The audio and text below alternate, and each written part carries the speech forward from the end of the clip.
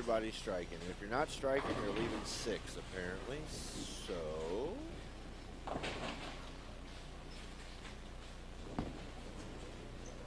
Sorry about that, Chase. It looked like we got off her stream a little bit, and we're back on. We're back live again. That's okay. We'll be back. Yep. All right, what are you seeing out there? You seeing any goodies? Well, I got 1, 2, 3, 3 or 4 people with the front 3 or 4. Looks like Robert Jackson on 5 and 6 is going for 4 in a row here. You got it. Schaefer's got the front 3 nice spare strike. Yep, so he just Jason Schaefer is doing Jason Schaefer things. Yes, he is. He is very hard to beat at the moment. Yeah, there's a new guy down here with a hoodie on. I don't know what his name is. Oh, I could find it right here. He's on 5 and 6. 5 and 6. Alex Nebrig. He's got the front 4. It looks like Casey Gottle's got the front 5. Our very own camera girl, Casey. Let's go down to 5 and, or let's go down to 3 and 4. 3 and 4? Gotcha. That's Zach Lundwich walking back. And that's one of the Hoyer brothers right there. These guys came out to the Lemon Coin Doubles this weekend in Cape Girardeau, both one squad. And if they would have had a better third game, probably would have won the tournament. They came out good. Here's Zach for his spare. Not too easy there. It was a little spread apart. See if Casey can keep her run going here in just a little bit. She got the front 5. She told me not to talk too much crap on her tonight. I told her I didn't plan on it until she said something. So let's see if we can nitpick her game on the next frame. Sounds good. So here, Chad, I'm gonna put something out for you. You let us know in the chat if her next shot is good, bad, or needs improvement. It's going to be that chart you see when you go to the nurse. Yeah, yes. Yes. The frowny face with the green face, you know, and then all the way up to the smiley face. We're just going to give her a report card on this next shot. Here, we'll do one better. Grade her next shot. A, B, C, D, or F. I'm going to start her at a B right now because she's got the front 5. Maybe she can change my mind. Brian Jones with a big strike. Sponsor, Brian Jones Mortgage. Big shout out to him. So here we go. Cut me over to lanes 5 and 6. So this is Alex Nebrig. I hope I'm saying his name right. Got the hood up. Going to phase 2.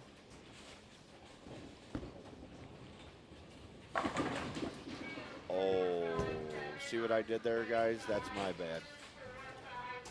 That's on me.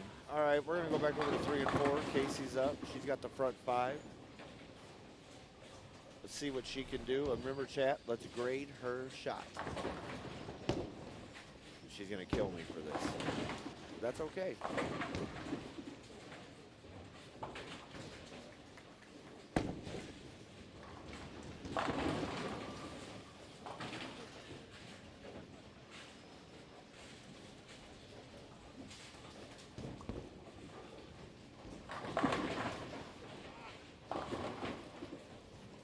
Oh, she's gonna be mad at me. She went through the face. We're gonna show a little slow inside with that. It happens. There's Clint, the other Hoyer brother.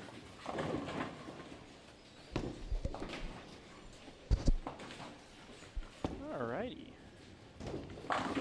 3-6-10. Yeah, I said she's gonna be mad at me now.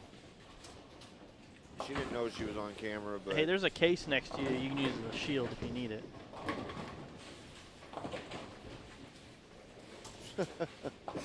Oh, and then she chopped it. Oh, great. Well, guys, my name is Chase. It's been good being here with you. Looks like this will be my last time. as Casey is gonna murder.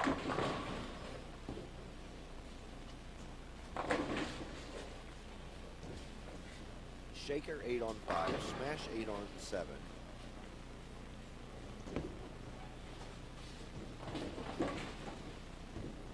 Don't see anything too big going on right now. I got the announcer's jinx going on. We went over and looked at Alex, and he 7-10, and then we went back to Casey, and she 3-6-10 chopped. So now, since I've already done it to 2 people, now we're just going to see how many people I can announce or jinx. Now it becomes a game.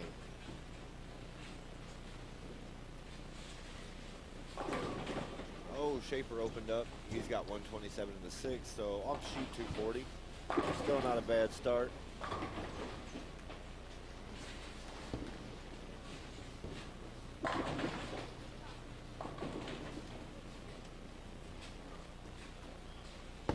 We'll go over to 7 and 8 here in a minute, guys. We'll watch Cameron Doyle throw his next shot. He's got 9 spare next 5.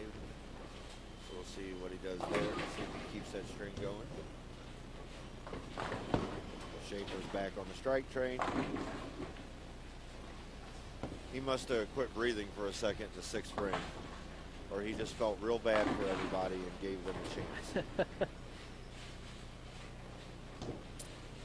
I mean, at this point, with how much he's led in all the tournaments that he's bowled here. Yeah. He shot 8-0 and 770 last time. With the very first 300 of the LBT tournaments. Which earned him 50 extra points. That's why he's at 380. So here's Cameron Doyle. We're going to go over to 7 and 8. 9 spare, next 5.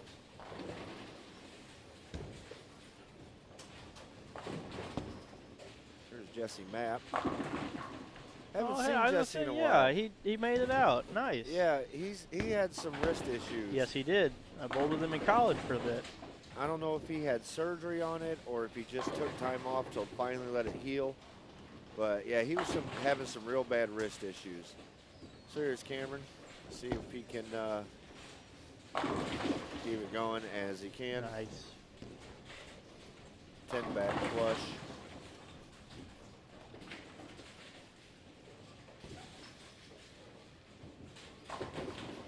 Grant Smith getting ready to come up. Mobat bowler.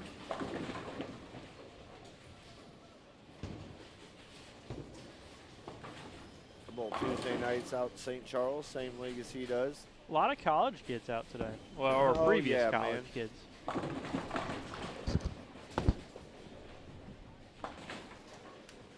See if Grant can keep his strikes going. He's got 279 off the sheet.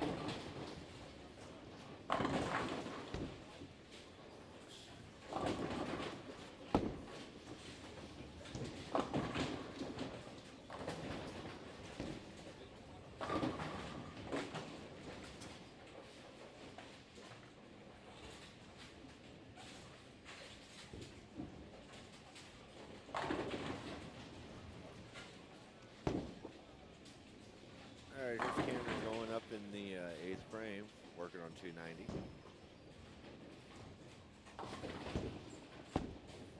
That looks good. Oh. Swish 10, quitter 10.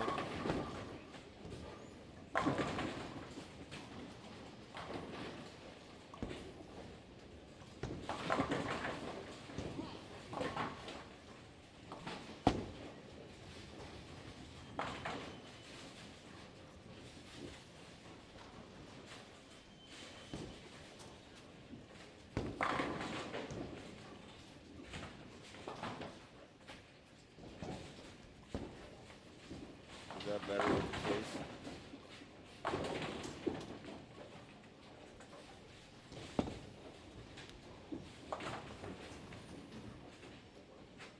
I thought you wanted to move that, my bad.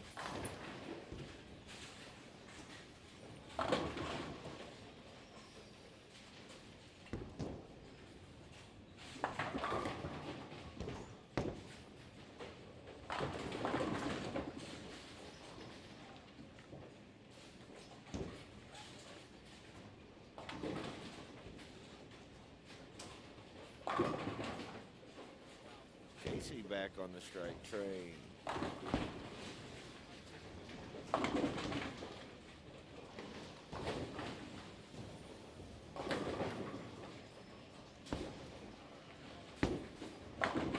Schaefer's got 220 going.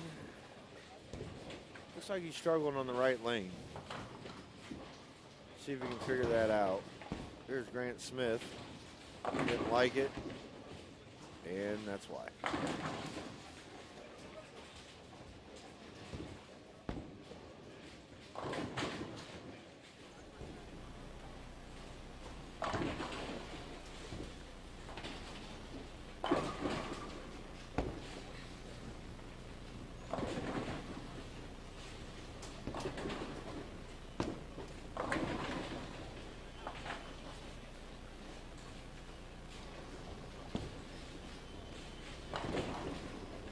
Ooh, Grant.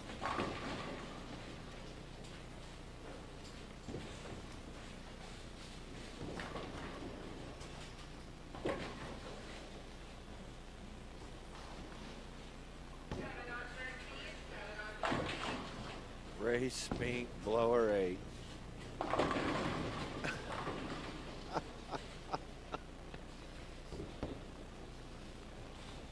Facts. Placker 8s all over the place. There was one on 7, and then there was a shaker 8 on 5.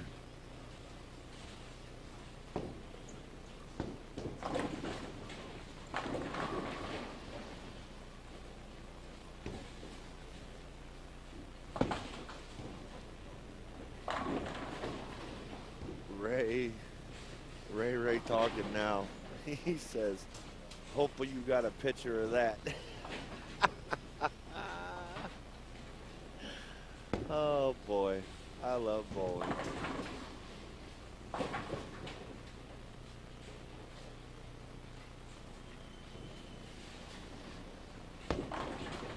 Benny Graham with a double. Quinn. Come on, man.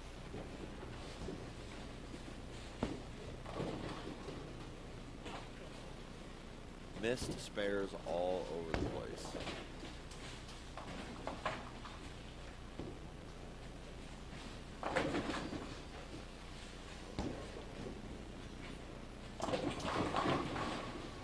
Alex with the strike.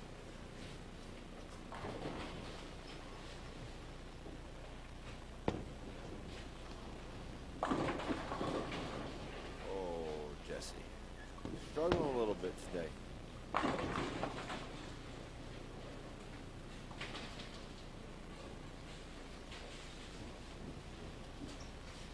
Cameron's up. Flat 10, well not really flat 10, quitter 10. That looks better. 7 got late.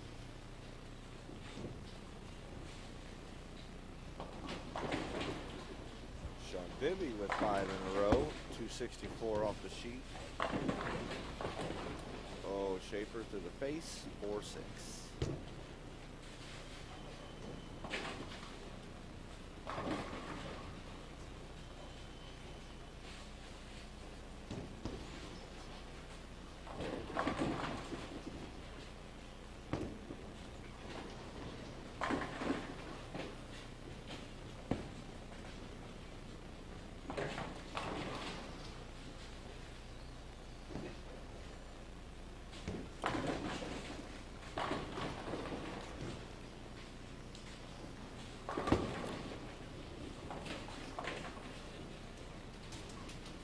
Jason strikes out in the 10th, he'll shoot 204. Don't think that's the start he wanted. Looks like he's going for a ball change.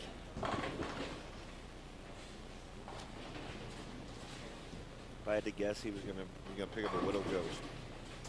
Yep. That's a win for me.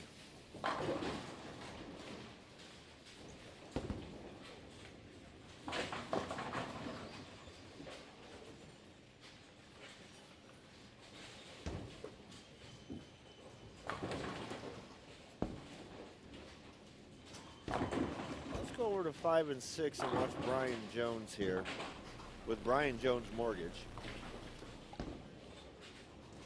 He is up on lane 6. He has 7-2, 9 spare, the next 6. See if he can keep it going.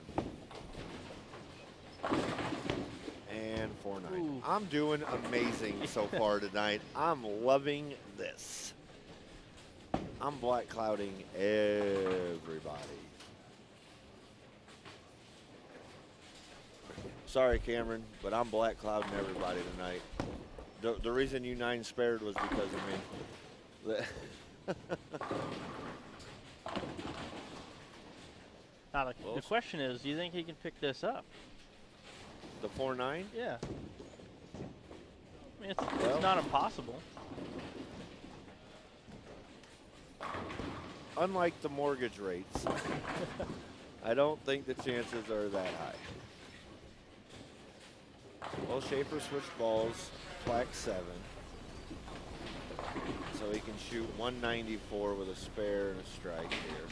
Picked up the spare.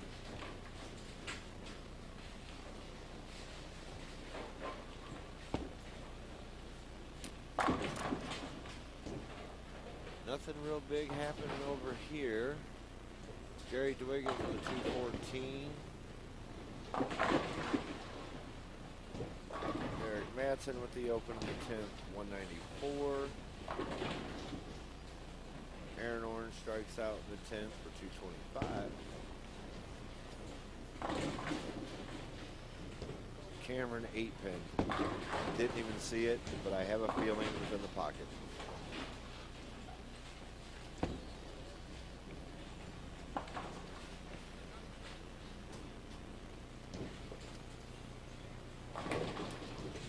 Schaefer strikes, so he shoots 194. I think he did it on purpose. I think he's giving everybody a shot. He's so sick of just lapping everybody out here that he had to make some type of challenge on himself. So he says, this is what I'm going to do. I'm going to go -6 to 10-ish game 1, and then I'm going to lead by 100.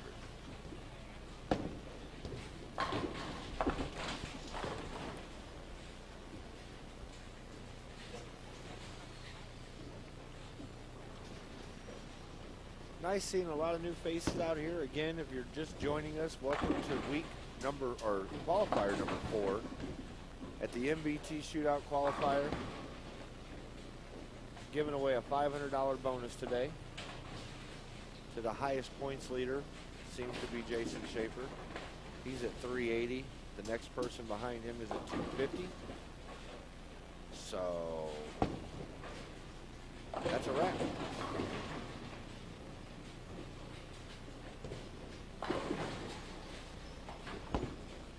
Finishing up game 1 right now. We'll get you some live scores as soon as they get in.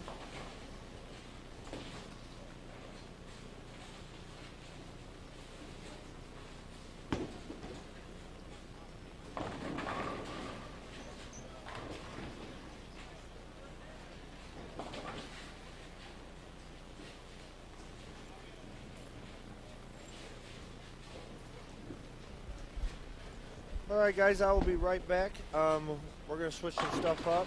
We're just now ending game 1. We'll get you some live scoring, and we'll be right back with you.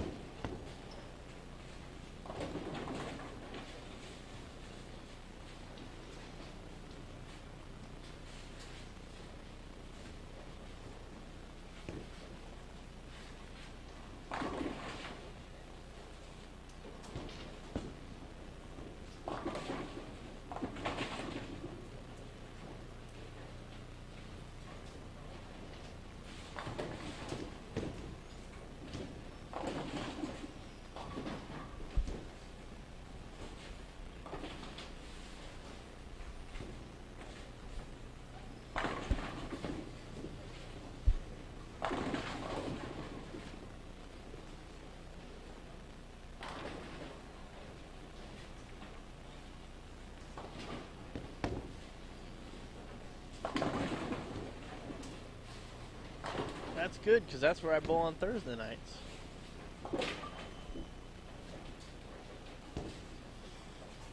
Yeah, our Thursday night league, I think we've only had 1 or 2 300s the whole season so far.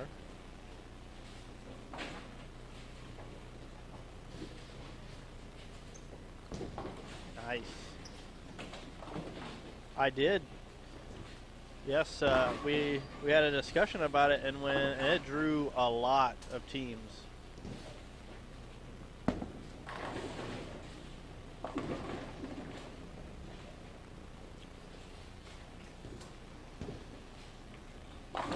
Got it. So that's the old Thursday league. Used to do brackets and used to have Top Gun, and we actually no longer do that anymore. We try to get out of there before 12 o'clock usually.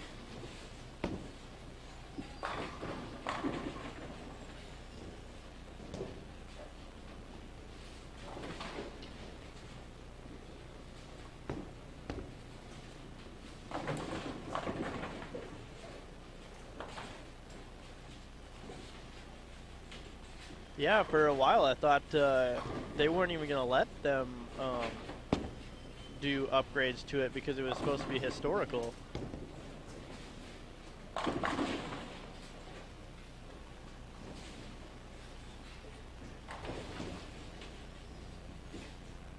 I am seeing a lot of red actually in this game.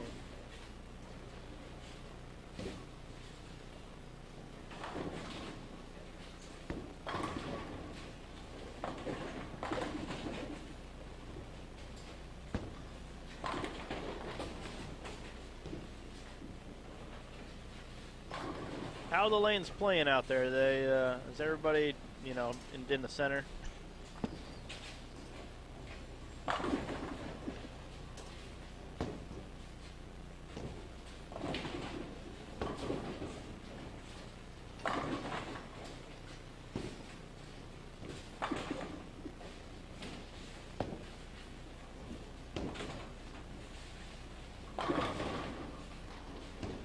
Now I will say this, so I watched them oil the lanes today, and before that there was actually a whole bunch of house bowlers down there.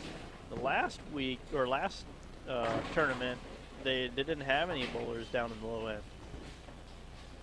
Yes, so when they re-oiled and stripped the lanes and oiled for us, maybe that's seeing it why you're seeing some of these opens.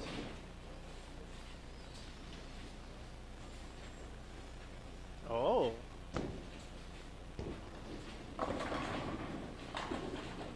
Maybe the weather's got people turned upside down.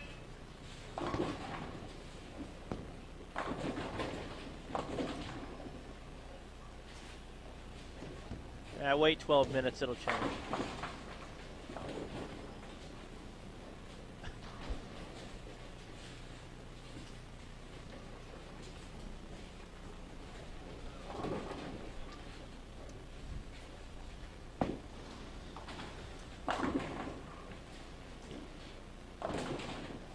Got anybody you want to go watch?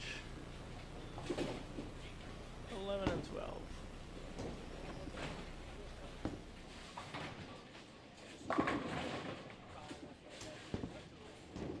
What, is he still throwing his ghost?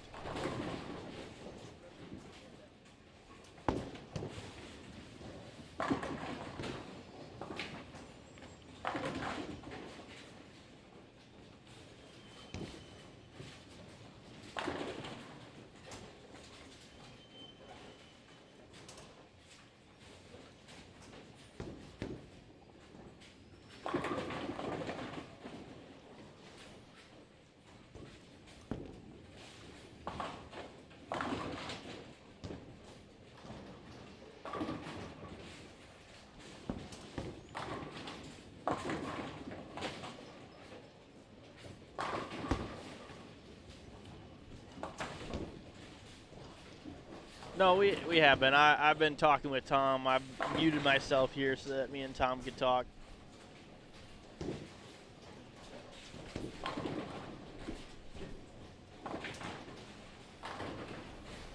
Five and six are looking pretty hot. Let's go take a peek.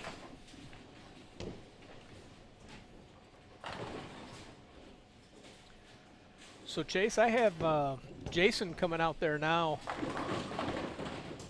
Nice. Jason's going to be coming out there now, and he is going to be working one of the 2 man cameras. So if you want him on a particular lane, just go ahead and tell him to get on whichever one you want, and we're going to start using the man cameras for those close-up shots.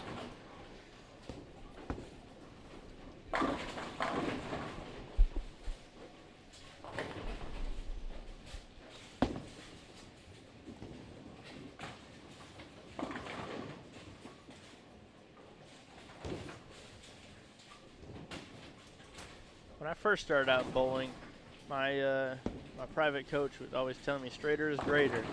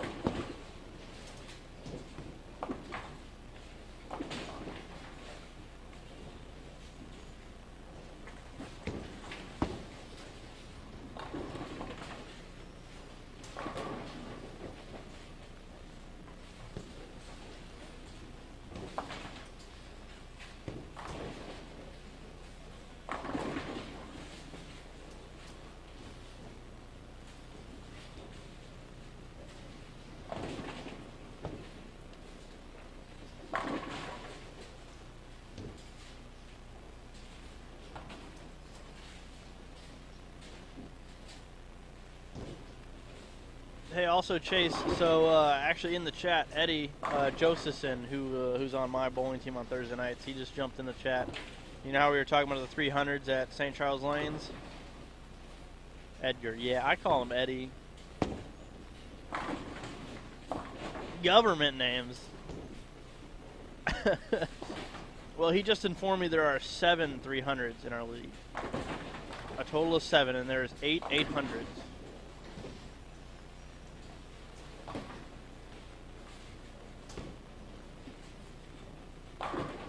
Wait, Phil? Hold on. Because I bowled with him 2 or 3 years ago, and he blew our league. I was bowling him on the Monday night trios there. He blew out of... he blew it out of the water. Yeah.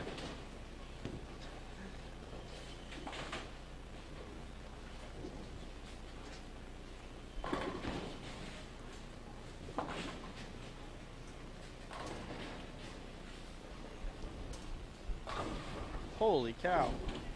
Oh.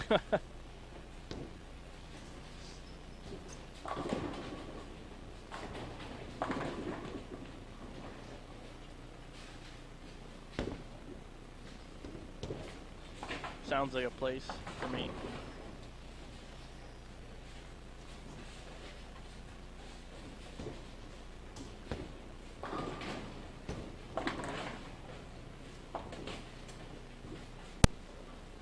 Oh, that hurts.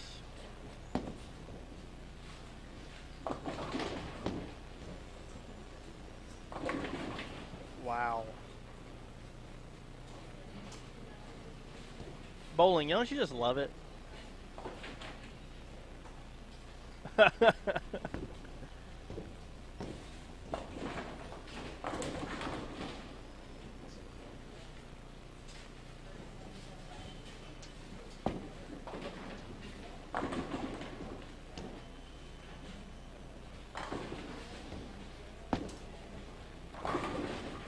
We'll go take a peek at good old Jason Schaefer here.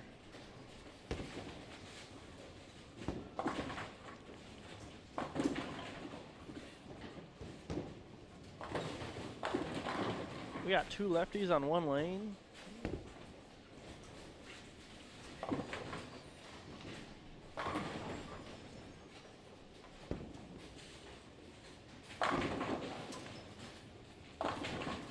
Oh.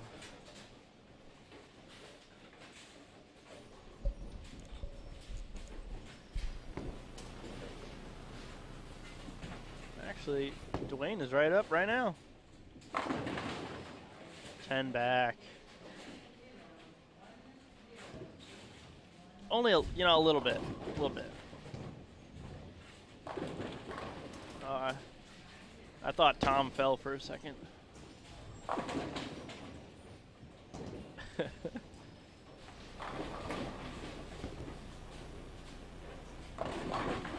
You know, I'm seeing a lot of new faces this tournament. Because we got up to what? You said 43, 42? Wow. So we are capped at 46, I believe. 45 or 46.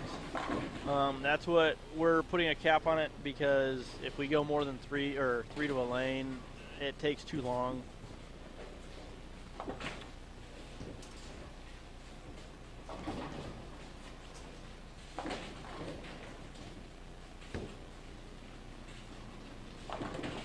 Whoa.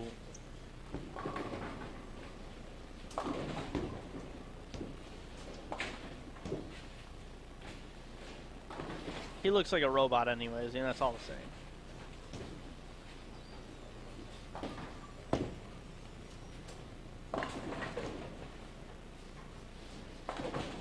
Exactly.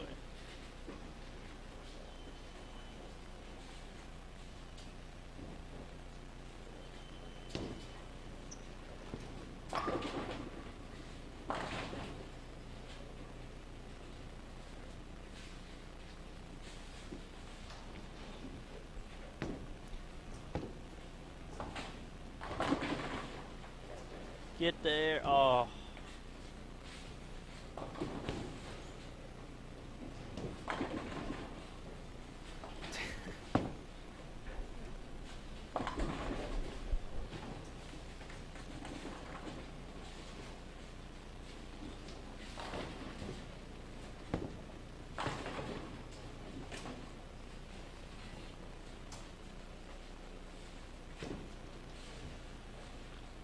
Wasn't there a lot of 900s that were bowled last year? I think there was like 2 or 3, right?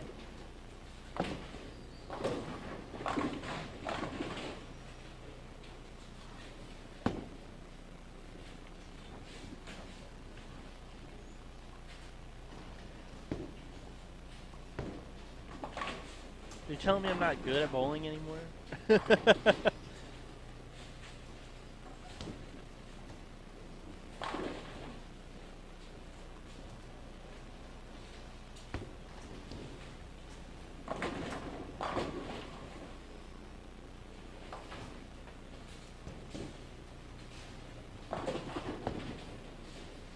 Oh. We are just black clouding like crazy.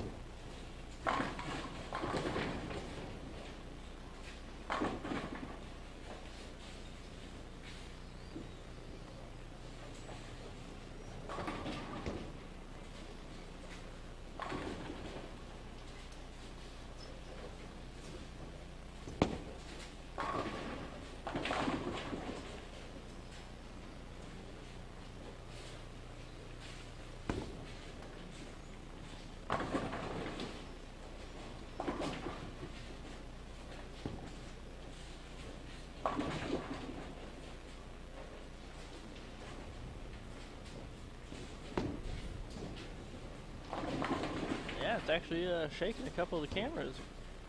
What lane is Cameron Doyle on again?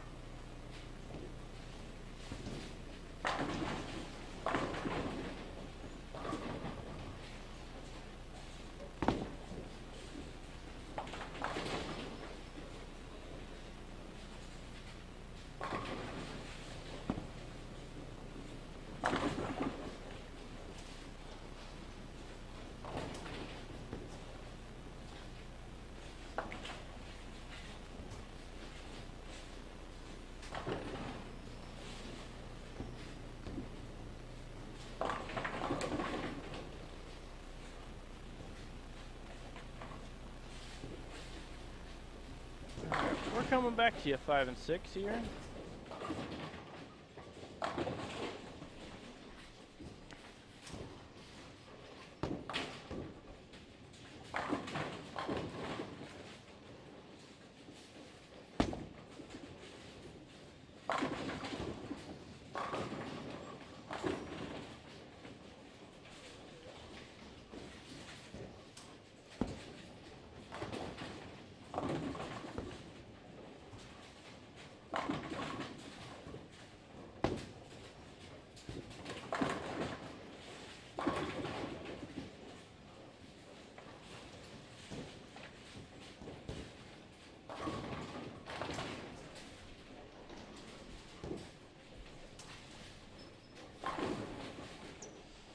We got two 300s going on the same pair. Wow.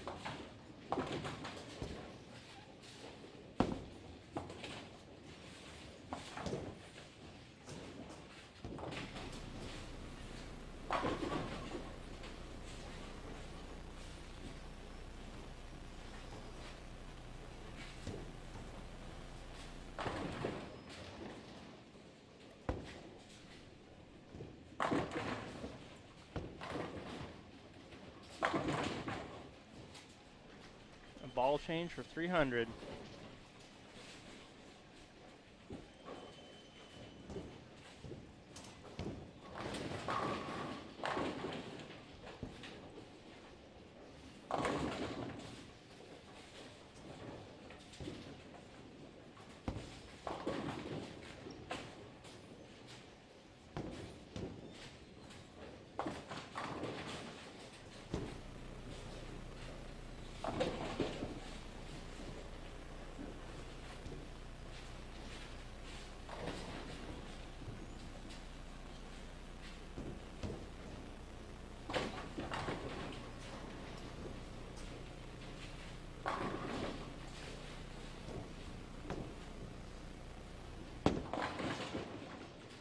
I guess that's why he makes the big bucks then, I guess.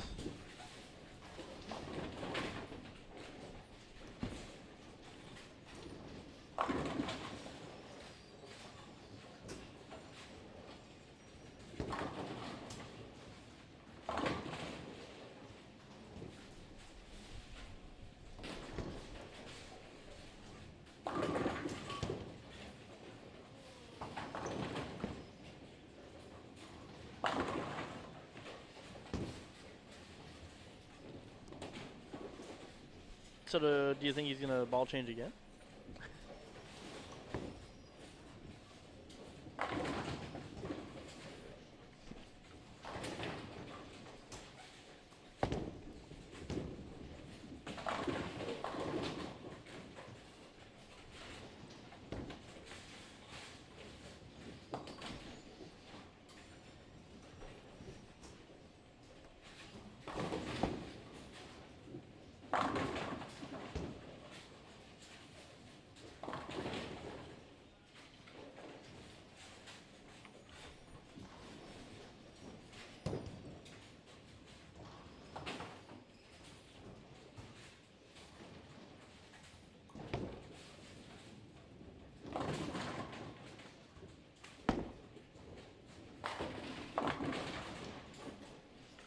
You're back on your job of black clouding.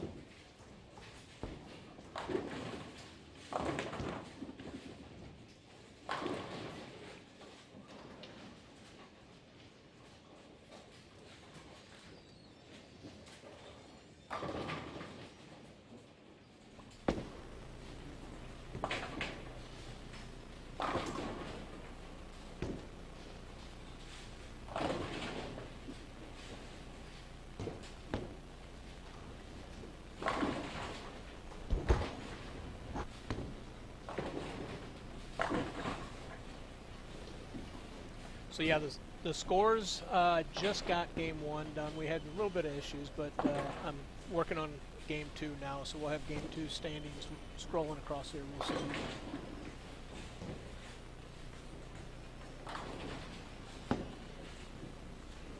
You can speak freely. Well, yeah, bring your mics up.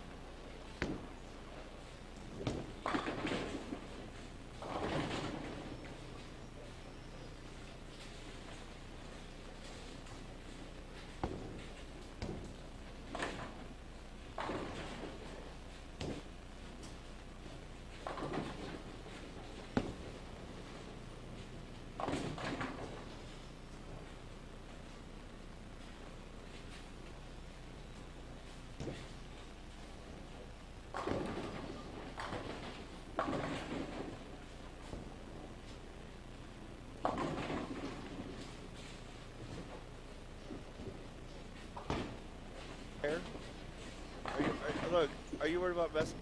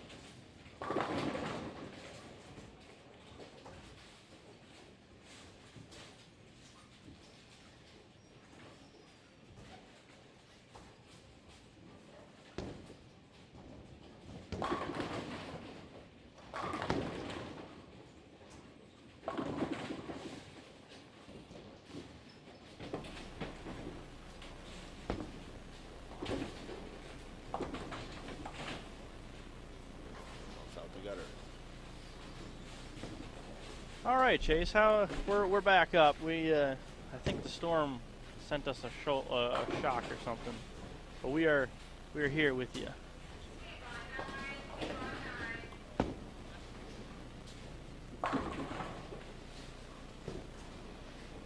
So you are now my audio control, correct? Yep.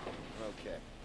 Yeah. If you you say, hey, I'm done, or if you want to grab a drink, hey, please let me know. Hey, I'm done. I'm done.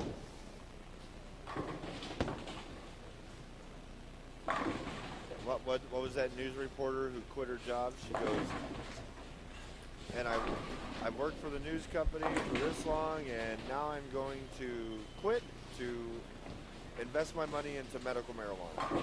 And she's like, I do remember that, yes. What was it, Alaska or something like that? Something like that, yeah. She's like, and I'm out.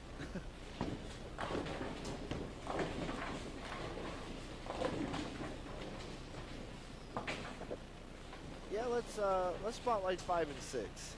5 and 6, here we come. Yeah, Tony Resnick with the front 4, Rodney Coates with the front 4. See if Tony can keep his streak going, or I can keep my streak going. A black cloud and people, yeah. Right. I think I've got 7 as my total right now. You're 7 for 8. Yeah, yeah. You can't black cloud Cameron Doyle. He even changed the balls for his 300. Who does that? Apparently Cameron. Yeah. Quentin chopping the 2-8. 8-10 on lane 9. Back-to-back 8-10s. 1 on 9 and 1 on 10. Oof. Here's Tony Resnick going for 4 in a row. Got him. With his custom Them Damn Kids shirt. TDK. I was wondering what that stood for. That was a... Them Damn Kids. I like the look of it. Should have done that down there. You should have done that down there.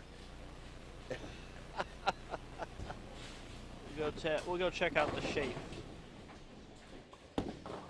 Schaefer has got 79 going in the 5th.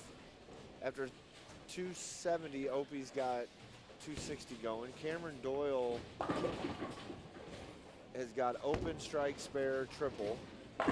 Schaefer with a strike. Nice. Wiping his head like he's sweating it. I think he's thinking about the 500 a little bit. I don't think it's completely locked up for him, so he knows that he's still got to show up, and he's still got to show out. He's got to do Jason Schaefer things. Oh, 8-pin fall on 5. All right, let's go back to 5 and 6 real quick. We got Rodney Coates with the front 4. See if he can keep his strike string rolling.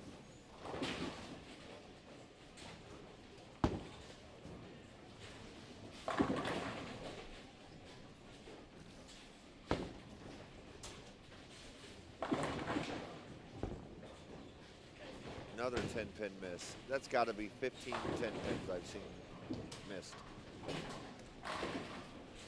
Must be a new personal best. I don't know. I've never seen so many 10-pins missed in my life. You haven't seen very many college tournaments then, have you? No. I heard most of them foul anyways. Yeah. So here comes Coach. Through the face, baby split. All right, But let's go. never fear, Tony's up right now, looking for 5 in a row. I know. See if he can't get the Yahtzee. Look at Jim Wagner over there. I know, right? Wow. You know, to start that pair, it was Tony with the front 5. It was Jerry Dwiggins, Rodney Mauser, and Jim Wagner. 3 of your Grand Prix senior bowlers. Oh. Good ball, kid. Schaefer with a turkey.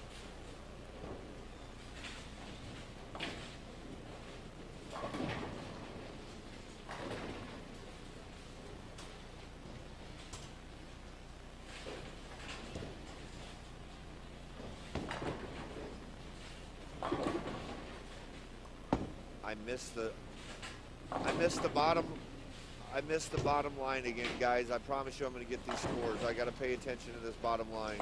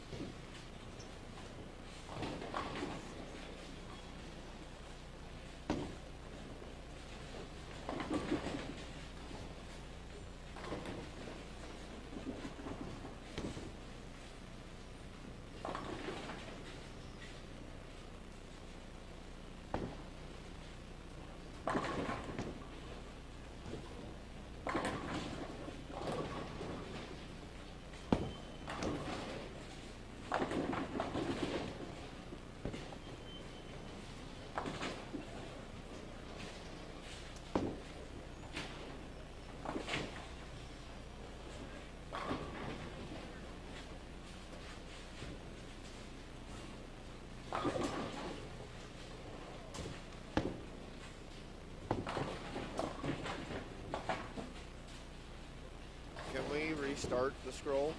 Brian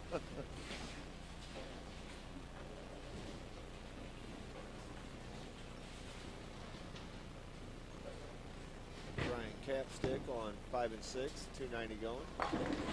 Strike.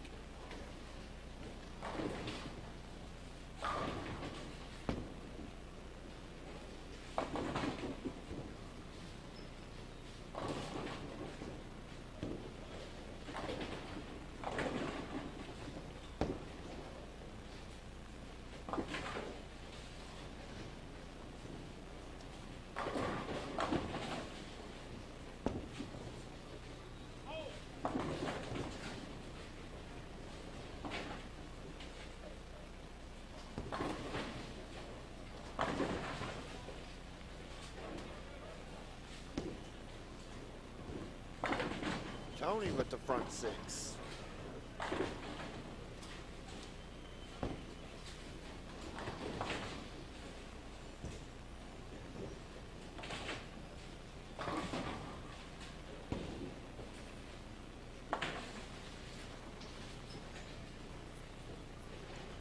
Oh.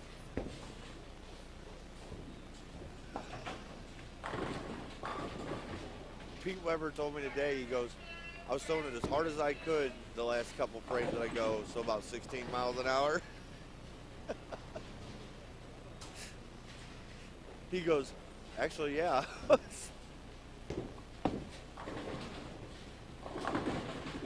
Opie with the trip 710. He's got 5 after strike 9 spare. 9 spare. We got Cameron up.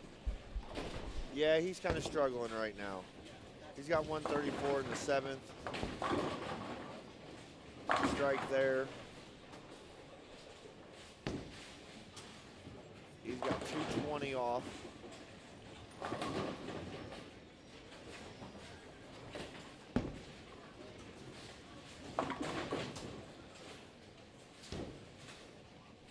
Tony with the front 6. Capstick with 290 going. We got Alan Casanova. He had 280 going. He just 6-pin, so he'll have 250 as she sheets 9 and 10. Enos was 79 going strikes. Lungwitz with a smash 8. Golly, that's about 10 of those already tonight.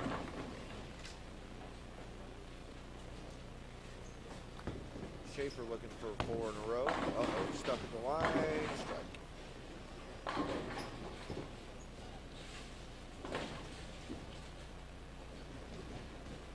Well, you doing that in practice, weren't you?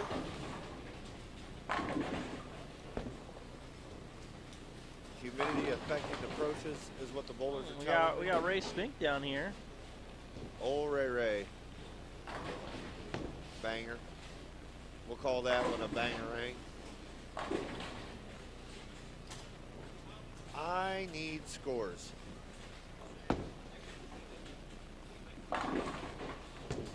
Here we go. The bottom line's going through. We're at 22nd place. 20 more spots and I can tell you scores.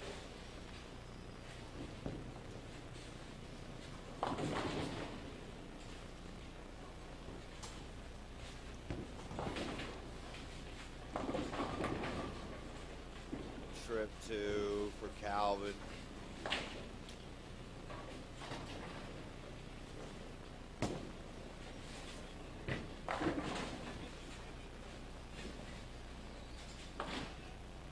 That was operator error.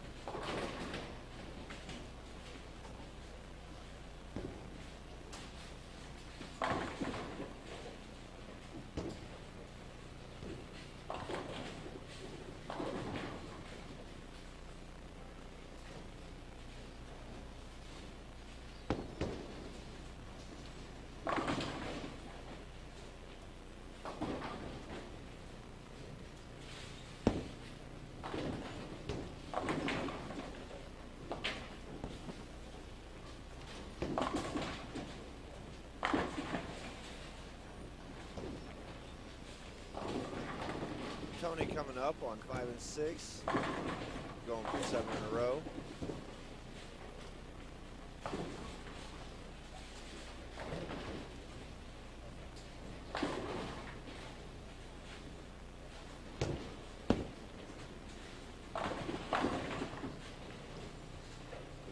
Here comes Tony, looking for 7.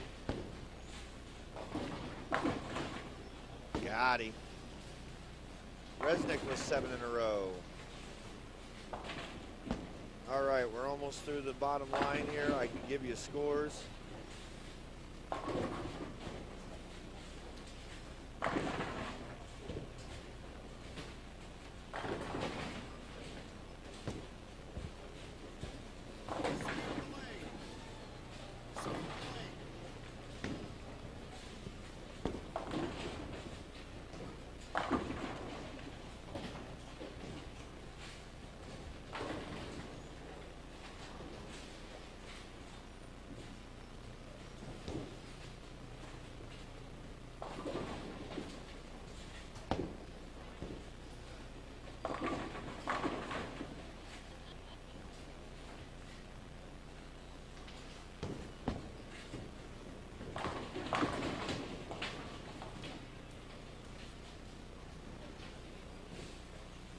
Here's Brian Capstick on lane 5 with 290 going.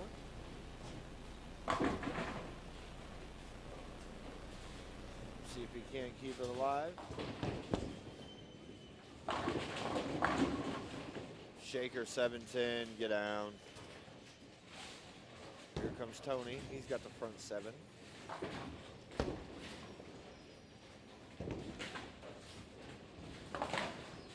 Tony needs a 300 today, guys. He shot 278 game 2 of our second squad and lost 40 brackets shooting 278.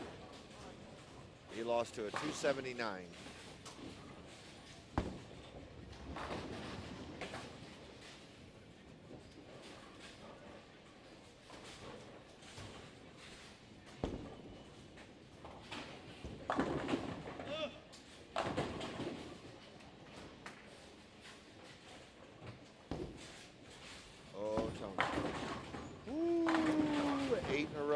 Mr. Resnick.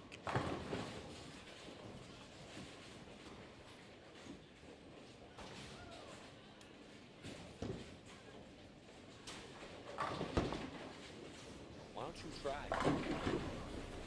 Why don't you try?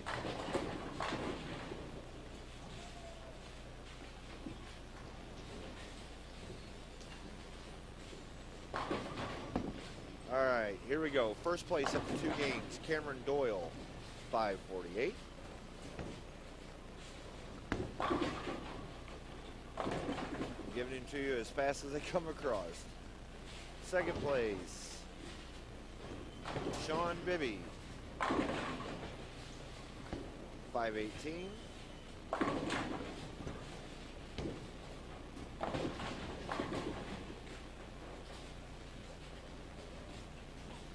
Third place, Dwayne Stegmeyer, 490.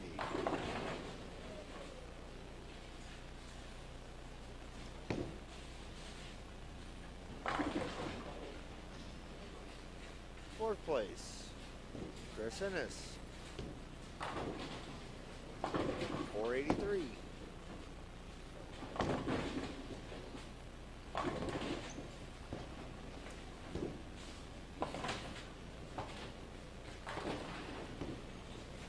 Fifth place, Jorge Rodriguez, 482.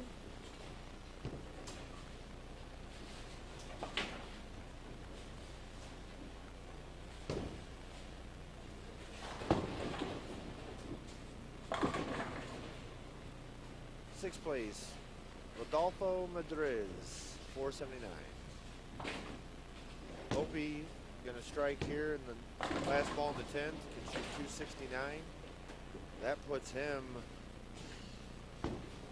759 with a 200-2-0 first game. Seventh place, BJ Hoyer, 471.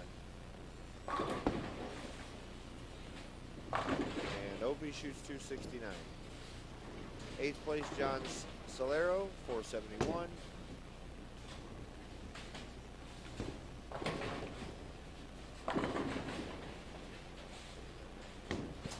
Ninth place, Rodney Coates, 469. And rounding out your top 10,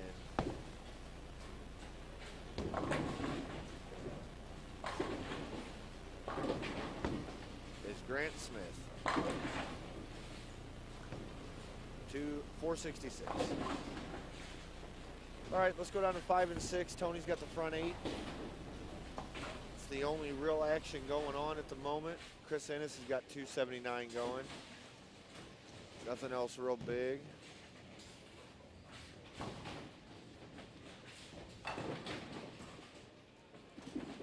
Blue score, that's good. Here's Tony with the front 8. Looking for 9 in a row. Hi, my name's Chase, and I will black cloud you. Kyle, that's like number 12 that I've done that to tonight. All right, so we're finishing up game 3. I'm going to step away for 1 second. We'll be right back with game 4 and a score update. Again, my name is Chase Rhodes. Thank you for tuning into the MBT Qualifier 4. We'll be right back with you.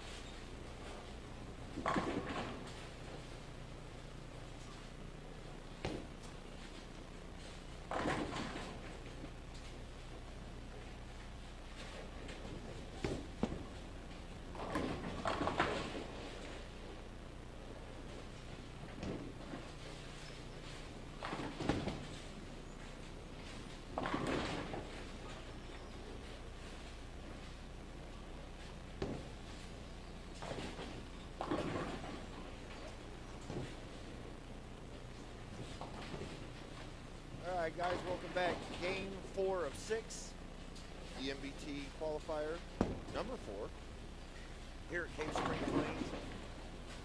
Once again, thanks for Brian Jones Mortgage for the bonus donation.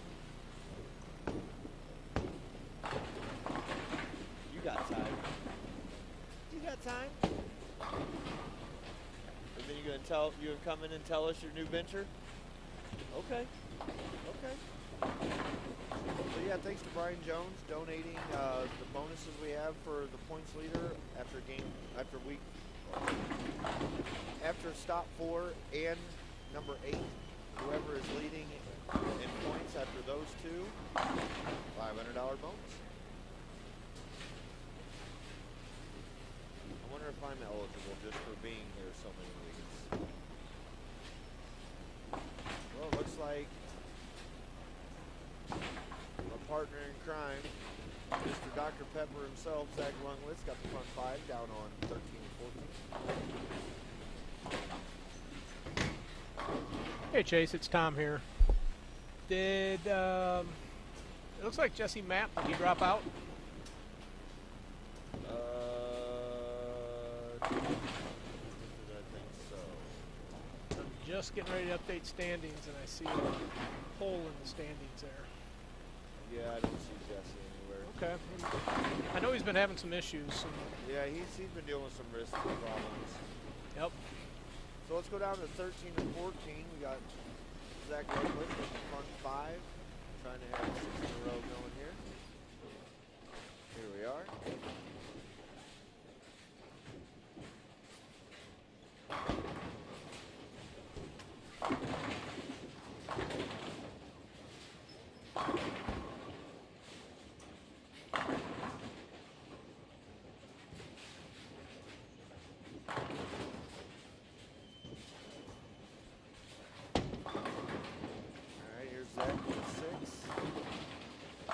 Got it. 4 pin straight back. We have 6 in a row going down there.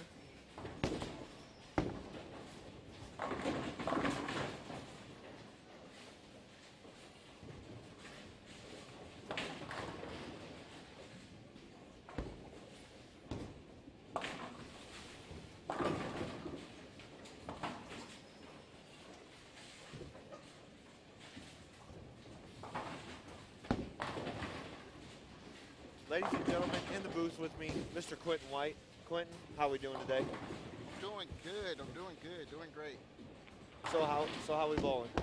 I am plus 25, I think. So I brought you in here. I saw your shirt. I read your Facebook post. What are we doing now? He said, "What are we doing now?" I'm still in bowling. That's From proprietor of bowling alleys across the United States to pro shops to being a collegiate coach. I am the new head men's and women's collegiate coach at University of Health Science and Pharmacy.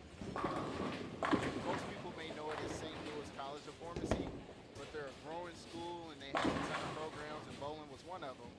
And after seeing the position open for like quite a few months, I decided to apply. And the athletic director called me. We had a good conversation about growing the sport and just being a great starting point for the school, and I got the opportunity. That's what happened. So you're doing men and women coaching? Men and women. You know how I work. My goal is to floor at least a men's team before the fall. I got 1 bowler already, 1 male signed. I saw that. So it's a good thing. So we're going to see a pharmacy college win an NCAA championship, right? NAI, not NCAA, but NAI, most definitely. And I hope everybody that's tuning in, just if you got kids or if you're thinking about going back to school, please visit my page, visit the site, check it out. It's a new bowling program in St. Louis, Missouri, and I'm here to bring that competitive spirit to St. Louis with some bowlers. It's pretty cool. And I also have a gold coach consultant on staff. So okay. We're going to get some real good. Well, you are up. You got 280 going in the 5th. I do. So go get you that triple. I love you, Chase. Hey, I love you too, bub. That was Quentin White, my brother from another mother. All right, we're going to stick with lane 13 and 14. Zach Lungwitz coming up, 6 in a row. See if you can't make it the front 7. Schaefer's getting his money worth tonight.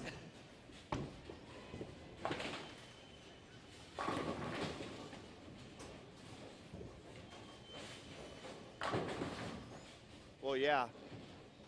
And bowler, too. Zach Longwood's front 7. Give me 1 second. I'll be right back.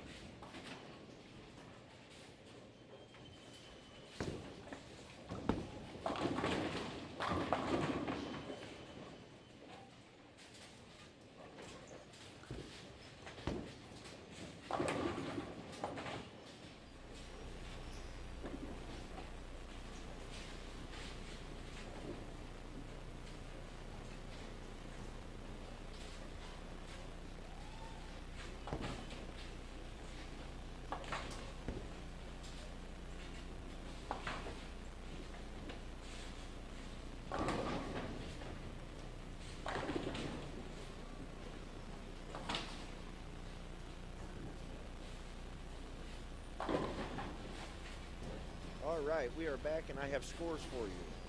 After game 3, Chris Ennis in the lead with 762. Cameron Doyle right behind him with 761. Dwayne Stegmeyer, 759. We drop a little bit. John Sorello, 728. Sean Bibby, 728. Rodolfo Madriz, 717. Jason Schaefer, 698. Ray Smith, 698. Benny Graham, 693. And rounding out the top 10, Charlie Reed with 688. So those are your scores right there for the top 10 bowlers. Again, in the chat, if you want to know anybody's score, just let us know. If you want to see where they're bowling at, let us know. Any questions, we'll be glad to answer them for you.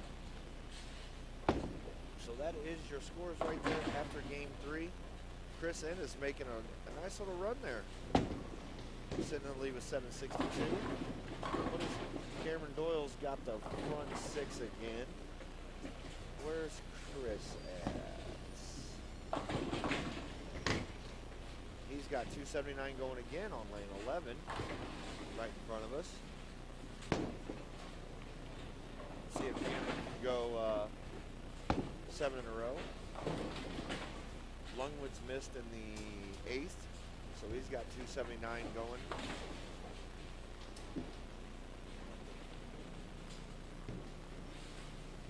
Yeah, Cameron and Chris off the close. 1 pin separating first and second. 4 pins, or 3 pins separating third and first. So, tight race up there up top. Cameron's got the front 7.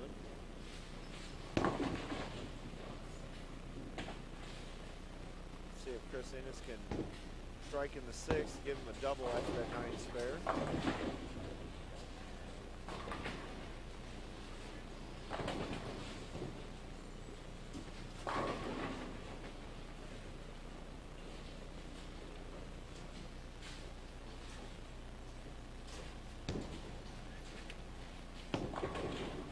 Ennis with the double after the 9 spare.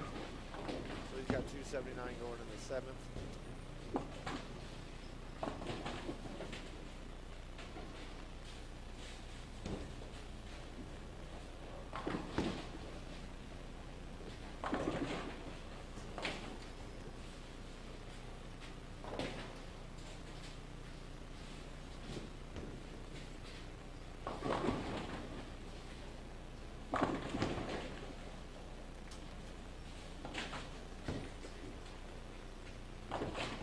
Oh, nice pickup for Calvin Wade there. Oh, you showing off tonight, huh?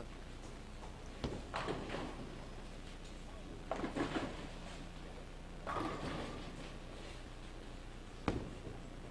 you can't double, you can't win.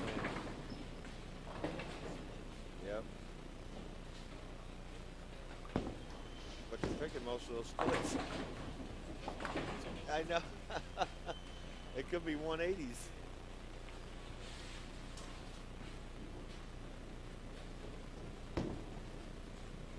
All right, let's go down to 1 and 2. Cameron Doyle's got the front 7. Check in with him.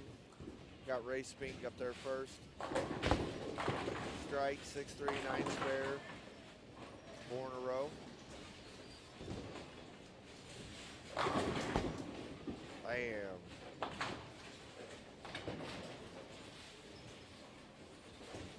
Cameron going for his second 300 of the night. He goes 248, 300, 213.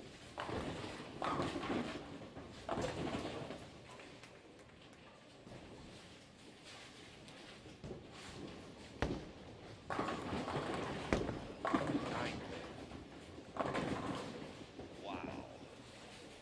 And the black cloud continues. And my name is Chase. I'll be here all night.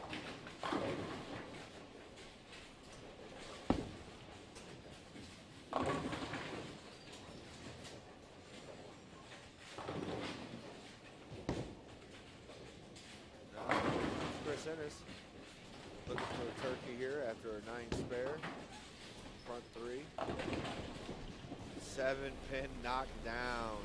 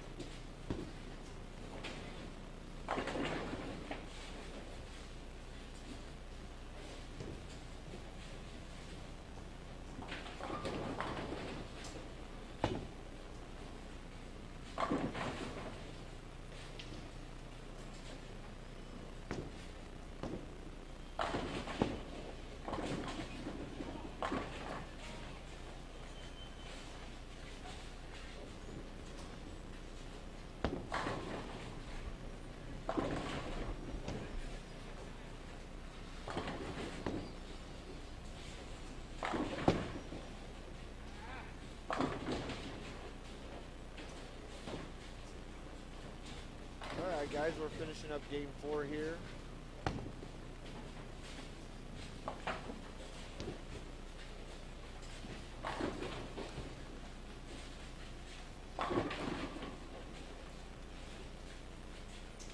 Pins galore, it seems like.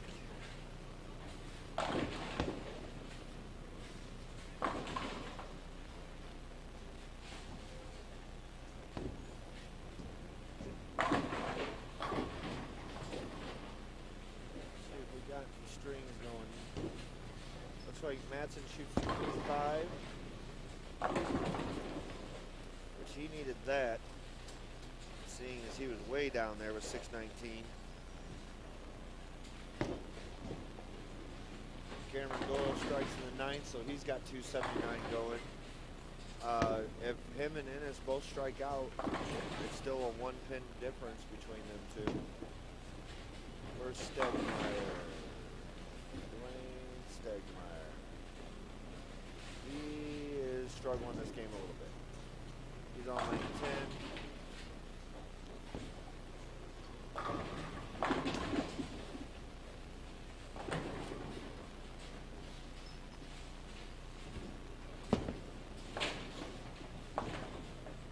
Lungwitz can shoot 268, which he's at 665, so that would help. 4 pin, so he'll shoot 250.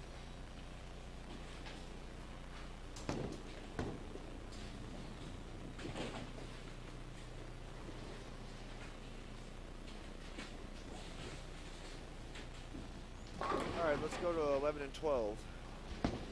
Chris Ennis getting up in the 8th. Front 3, 9 spare, next 3. You got Rodolfo Madriz. He's got 279 going into the 9th. There's Chris's shot. That one didn't carry the 7.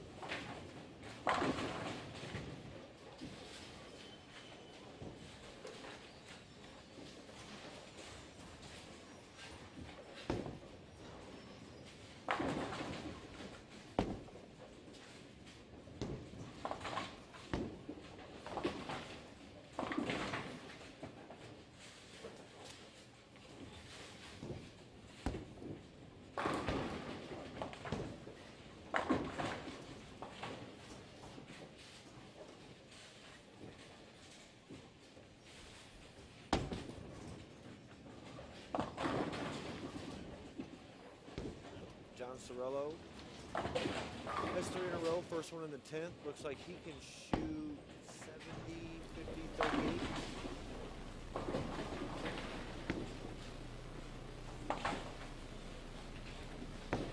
Ennis has 58 if he goes off in the 9th and 10th. So Cameron Doyle can take the lead. If he strikes out in the 10th frame, he'll go 48, 313, 79.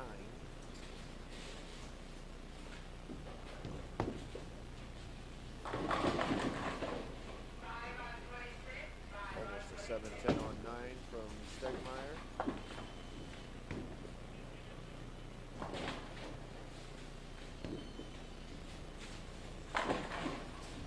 So we're going to go ahead and let's go down to 1 and 2 and watch Cameron's final shot. The final frame of this game. He'll be up next here after Tim Hardy. No relation to Tom. Well, not that I know of. He could be.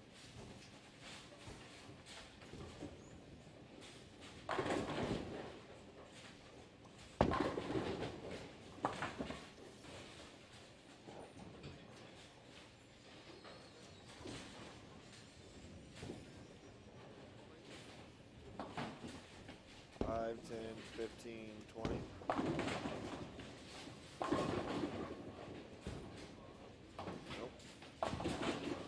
I know. How are you going to tell me? I'm literally watching you do it. I put the camera on you a couple times. Did you hear that? He said, quit putting the camera on him, guys. Seems like every time I put my camera on somebody, they end up missing. Yep. So Cameron Doyle getting ready to come up here as soon as Tim finishes his last shot here in the 10th.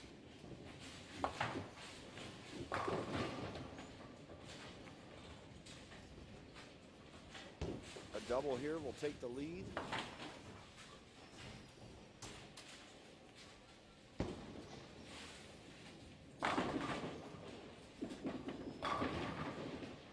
Bevy with a nice shot.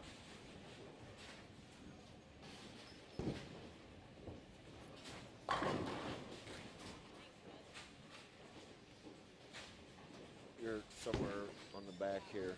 Yeah, you're on the back. You got your own spot. So here's Cameron coming up for the 10th. Needs 3 here for 279 and can take the lead.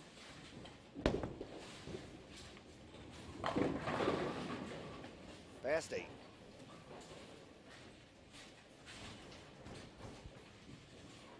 So Chris strikes out. Cameron spare strikes. They are tied.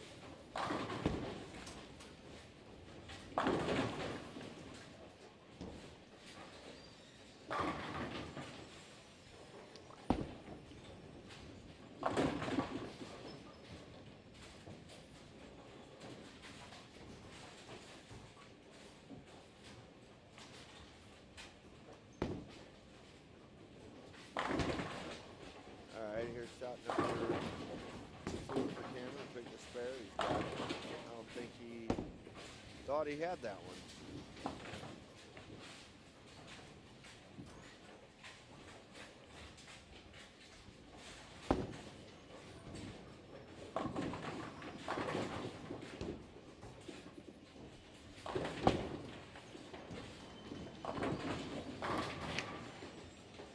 Race Spink.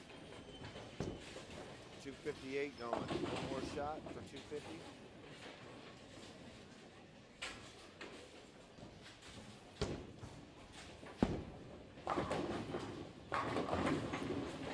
Cameron with the shaker 10.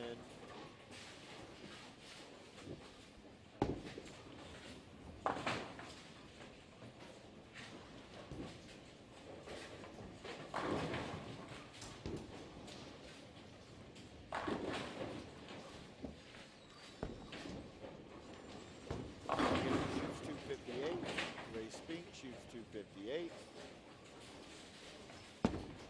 Chris Ennis can shoot 258. Rodolfo shoots 258. So that's 1, 2, 3, 4 258s this game.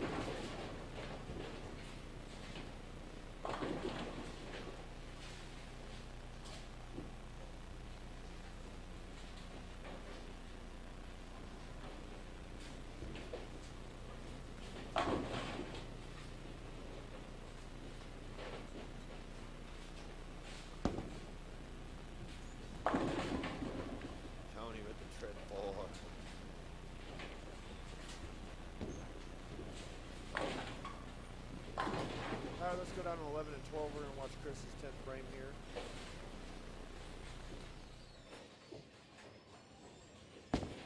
He could be one of 4 258s this game. Actually, we got a 258 going on 12 also.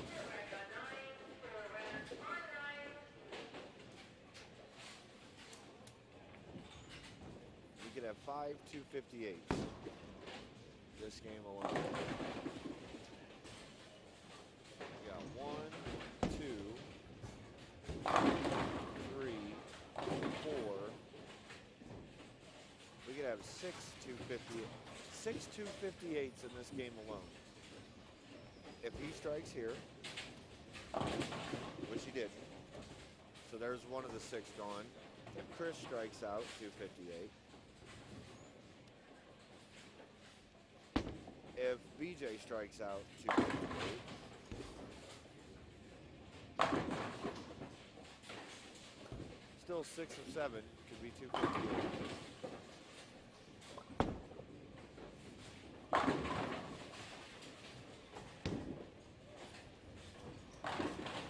Chris with the strike.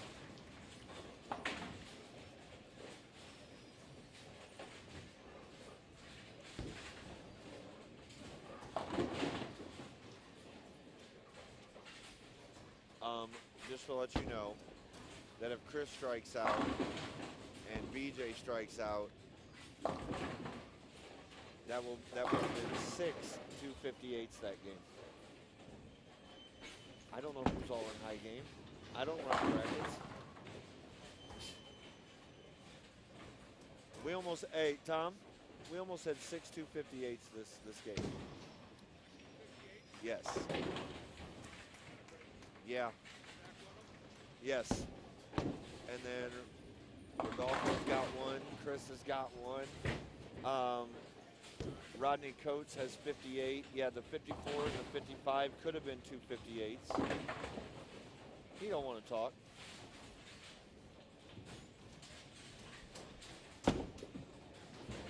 He'll talk enough to me tomorrow. I said he'll talk enough to me tomorrow. We work together. So here's Enos for his last shot in the 10th to keep the lead by 1 stick.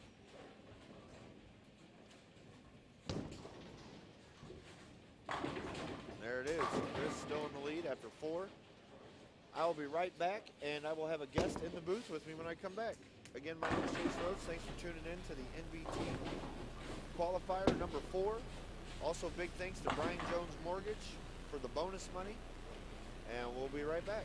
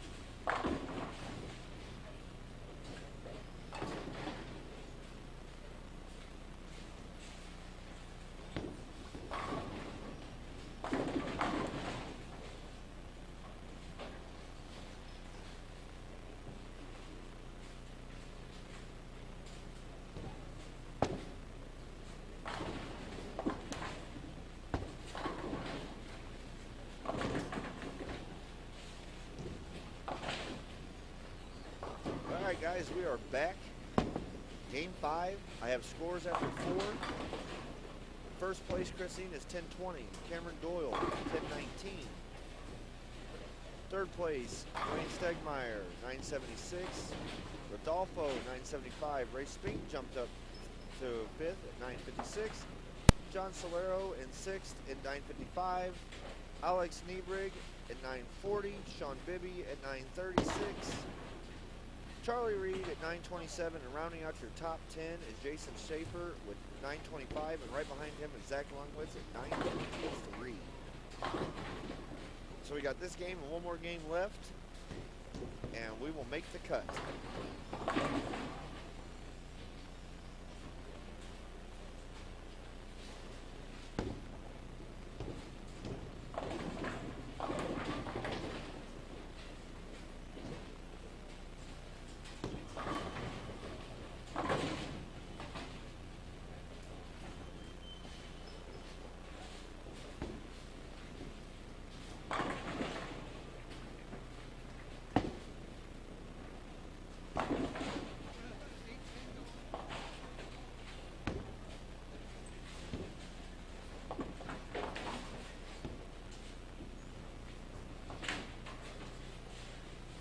All right, guys, we got a guest in the booth with us, the one and only Scott Hampshire. How are you, sir? Hey, Chase, how we doing tonight? AKA the coach of Mike Montrose. Well, I think Mike does his own striking on his own. Well, when he wants to. Well, everybody strikes when they want to, don't they? You know, a video came up on my memories last month or the month before when he had the front 9 out at Olympic. And I ran around to everybody and asked if he was going to shoot it or donk it off. As soon as he let go of the ball, I yelled over the line, and he put 10 straight back in the pit, and an F went up on the screen, and I was like, yep, just your everyday 250 is all. Yeah. Mike has been known to do that a few times. Well, they're all, a bunch of them around California right now, and it seems like everything that Ashley has posted, someone has shot 800 out there. Yeah, scores out there seem to be pretty high. I know out at Fountain Bowl. Yes. That's the same place that Mark Baker does all his coaching stuff out there, and scores tend to be pretty high there. So it's not really. So they're not on a challenge shot out there. It's just a house shot. I don't believe so. Yeah, I think it's just a regular old house shot. Well, TJ Lewis shot 800. I think I've seen 4 or 5 posts that she's put out there, and everybody shot 800. Like. Well, I think TJ shot 800. I think Terry Jones shot 300. Yeah.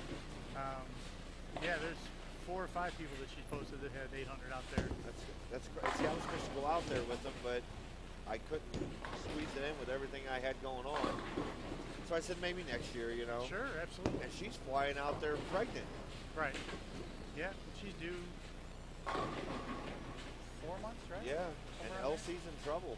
He's got himself a girl now. Yeah, he'll enjoy that. When does that enjoyment start? Because mine's 14, and she is still let to give me the enjoyment years. Well, you know, I have 2 girls, and they're enjoyable at each one in particular at different times. Right. So. She is definitely ruling the roost here. Yeah. But yeah, we got a close little race up here. Chris is up top by 1 stick. Yeah, over Cameron. Chris is bowling well, but Cam's doing his own version of striking too. And Jason Schaefer is trying to lock up $500 tonight. He is right now the points leader with 380. Second place, there's a 4-way tie for second at 250 points. So I think what it comes down to is he's at least got to make. See, I think he's thinking about it wrong because they have this top 8, and I don't think once the 6 games are over, wherever you stand, that's your points. Right. You know, the top 8 doesn't matter. That's an extra buy-in for that. So I think he's thinking about that being added into it because his comment to me was, I still have to make the top 8. Well, that's not true. You still have to. There's no one that can catch 150 points off you tonight. Right, yeah. Like, because he automatically gets points just for bowling in it. So I'm hoping he's not really sinking his mind on that because he is in 10th right now. So I mean, he's still good. The The only 8 that move on are the ones who paid the extra money, so we don't know who that is. Right. So 8 of these bowlers out of all of this will move on to that next round, which will be a bracket play. Sure. But yeah, all you got to do is become first or second. You get qualified in the next round. I bowled 2 of these and took last, so Well, I'm going to stick with this. somebody has to finish first, and somebody's got to finish last. You're right. I wholeheartedly wanted to come up here and bowl tonight.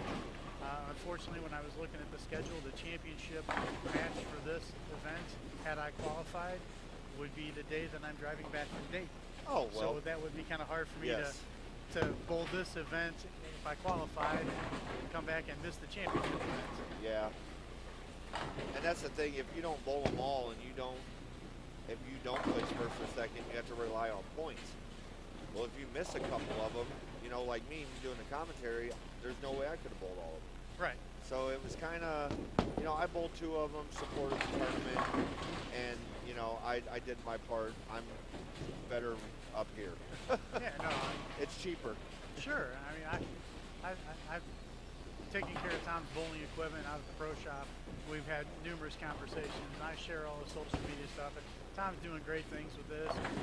I'd love to see it continue to grow and become bigger. So is that your first time back in that control room? Yeah, that's the first time I've been here. It's crazy, isn't it? It is. It's like a TV show Yeah, studio absolutely, back yeah, there.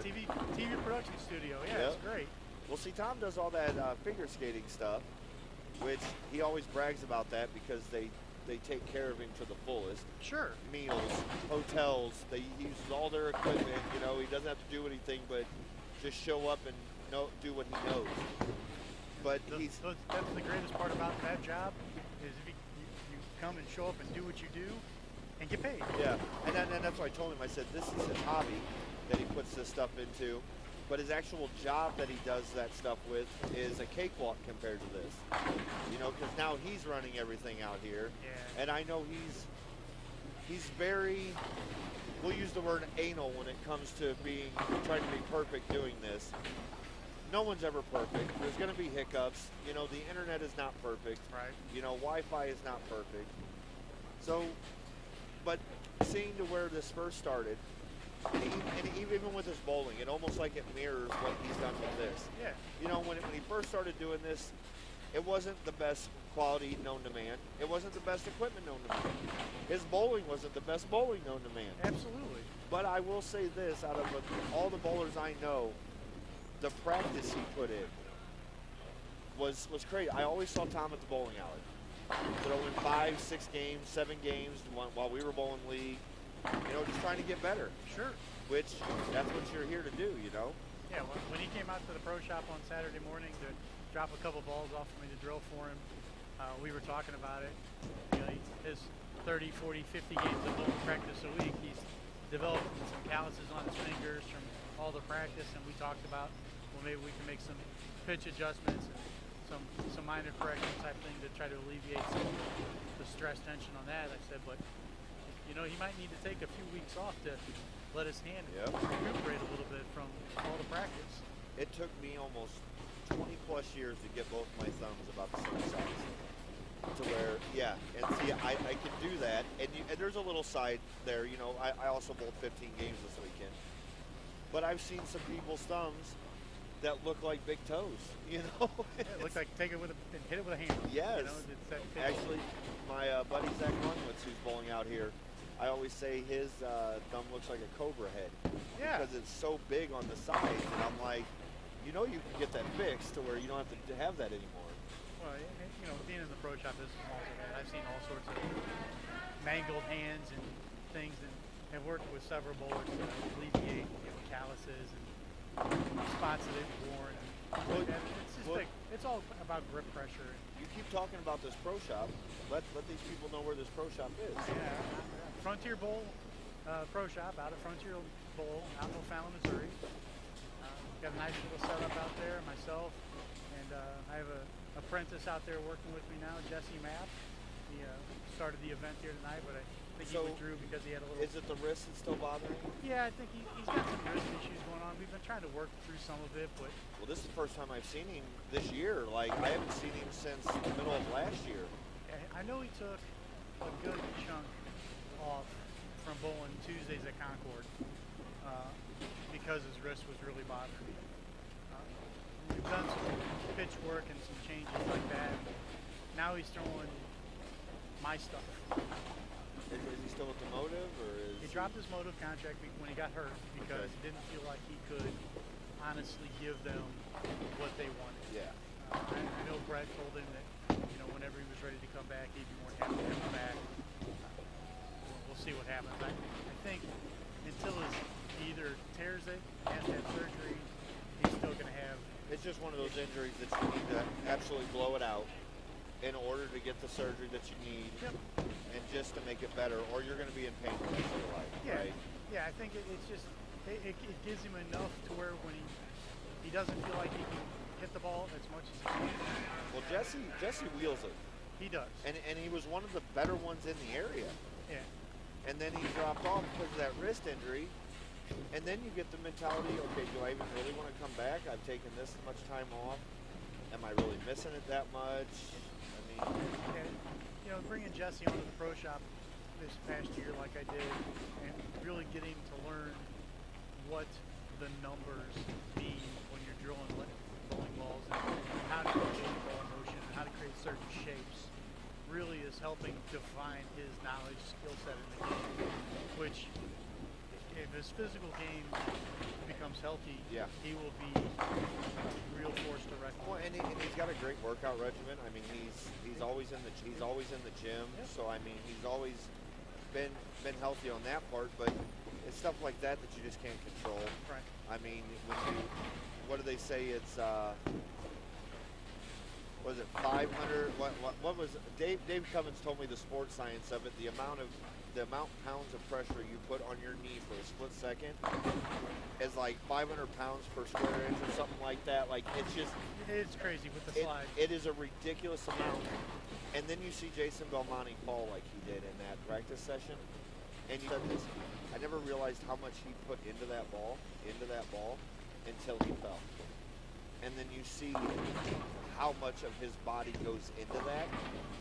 And it was weird because his heel came off and stuck in the same spot, and he just flew over it and it was in the gutters. Right. Well, you know, for as effortless as Jason makes it look when he throws the ball, you wouldn't think anything about that, you know, because of the way he throws the ball. It just doesn't look like he's. As some of the two-handers. Yeah, and you know, like Simonson really gets into it. And Maldonado. Yeah. Maldonado. Yeah. And Those guys that really want to contort themselves and really get into it. It's such a fluid motion. Packy has the little hop. Like, if you look, Packy's feet are in the air. Right. Sometimes when he goes down there. And then you got Svensson, who still is kind of violent with his shots. But Jason throws it to where it almost looks like he's throwing it one-handed. Yeah. Like, he doesn't. It's not a violent release. Yeah. He's worked at that. Yeah. I mean, he's worked at that for so long. And it's probably the most steady at the line two-handed release. Yeah, I mean, when you watch Jesper, as tall and lengthy as he is, you know, he just still violently grabs gets there. on it Yeah. as much as he can with that. You know, everybody talks about, you know, Jacob and his one-handed release and gets as much on it as he does. But when you run into the line, you have to create ball speed from somewhere. And he's running. Like, Yeah. he literally runs. Yeah, it was pretty emotional today. What was the ball EJ was throwing? That was a new Motive ball. I couldn't tell. It looked like a blue pearl. So I couldn't tell. It looked different than any Motive, because I say most Motive balls look like Visibles. Right. Because of the way the label. graphics on it and everything. This didn't look like a normal Motive ball. Yeah, so I couldn't tell if that was the new Venom that they have coming out, or if that was the new purple blue tank. They have a blue tank that is due for release, and then they have a new Venom that's coming out, but they have not announced it yet. Well, his wife posted on Facebook. What did you guys think of the new ball EJ was throwing? and that was it. There was no name behind it or Right. nothing. It was very vague. Like, Yeah. I'm like, I don't know what, but it didn't look like any of the other Motive stuff. It didn't look like it had that visible graphic on it. Yeah. So I didn't know what it. And look, this is just my opinion, but I think EJ's the only one that makes Motive look good. I've seen a lot of guys throw Motive equipment, and I just feel like that it's catering towards him. And every ball you're buying now is a ball made for EJ. You're just lucky enough to throw it. Yeah, Like- I think Motive did a good thing. Well, and Signing- I know you got to watch P's and Q's being into the For sure. industry and everything. Well, I can say whatever I want. Right. But I just feel like EJ is the only one that I know that makes that ball look, makes the equipment look good. I know with them signing A.J. Johnson this year, and everybody always talks about, well, it was January, all the staffers changed to different companies. Well, their contracts were up. I mean, when it boils down to it, the players that move from company to company are doing it because they get a better monetary. Well, how much Awful. do you think Marshall Kent got paid to leave Storm to go to Big Bowling, Well, but and which is a Storm worker like higher up that had left and started that? right, but he was part of the startup with Big Bowling. Okay. So for him to leave to do that, that conglomerate when they started Big Bowling was on the ground floor. For instance, Shannon was with Hammer, left, well, I guess deviate and then went to Hammer, so under the Brunswick umbrella, and then left them. Well, you look to at go Nick back to Pate, Storm. Hammer, Storm. Right, At the end of last season, to start of this season, he's back with Hammer again. right, And then you look at Sherman, who goes from Brunswick yeah, over to Storm, right. And- which I think that had a lot to do with the Brad and Kyle channel. absolutely. You need them to represent the same brand. Now, a conversation we had today, and I see you have a Brunswick shirt I do. jersey on. I always support the brand, and I'm Me and Dave were talking about Motive and EJ, and everybody always says, what if EJ was sponsored by Storm? How many more tournaments would he win? And Dave said he said all Storm bowling balls would burn up too easy for EJ to get through it like he should. He goes, imagine EJ throwing Brunswick, and he says, now imagine EJ throwing a Hero Pearl, and how many tournaments he would have just ran through throwing a ball like that. yeah. And now you being a Brunswick ambassador, do you agree with what David said there? Yeah, I think Motive, and I tell it, being in the shop business as long as I have, Motive really caters to EJ. Well, If that's you their have paycheck. I mean, if you have a 500 plus rev rate and you want to throw Motive, it's probably going to work well for you. If you don't have a 500 plus rev rate, you're probably not going to see anything unusual or anything that's going to be overly wow factor. It's just not going to happen. If EJ was throwing some of the other stuff, the brands of Brunswick, Well, he even said, can you imagine him with a purple hammer in his hands? I mean, it's the best urethane ball on the market. Softballs.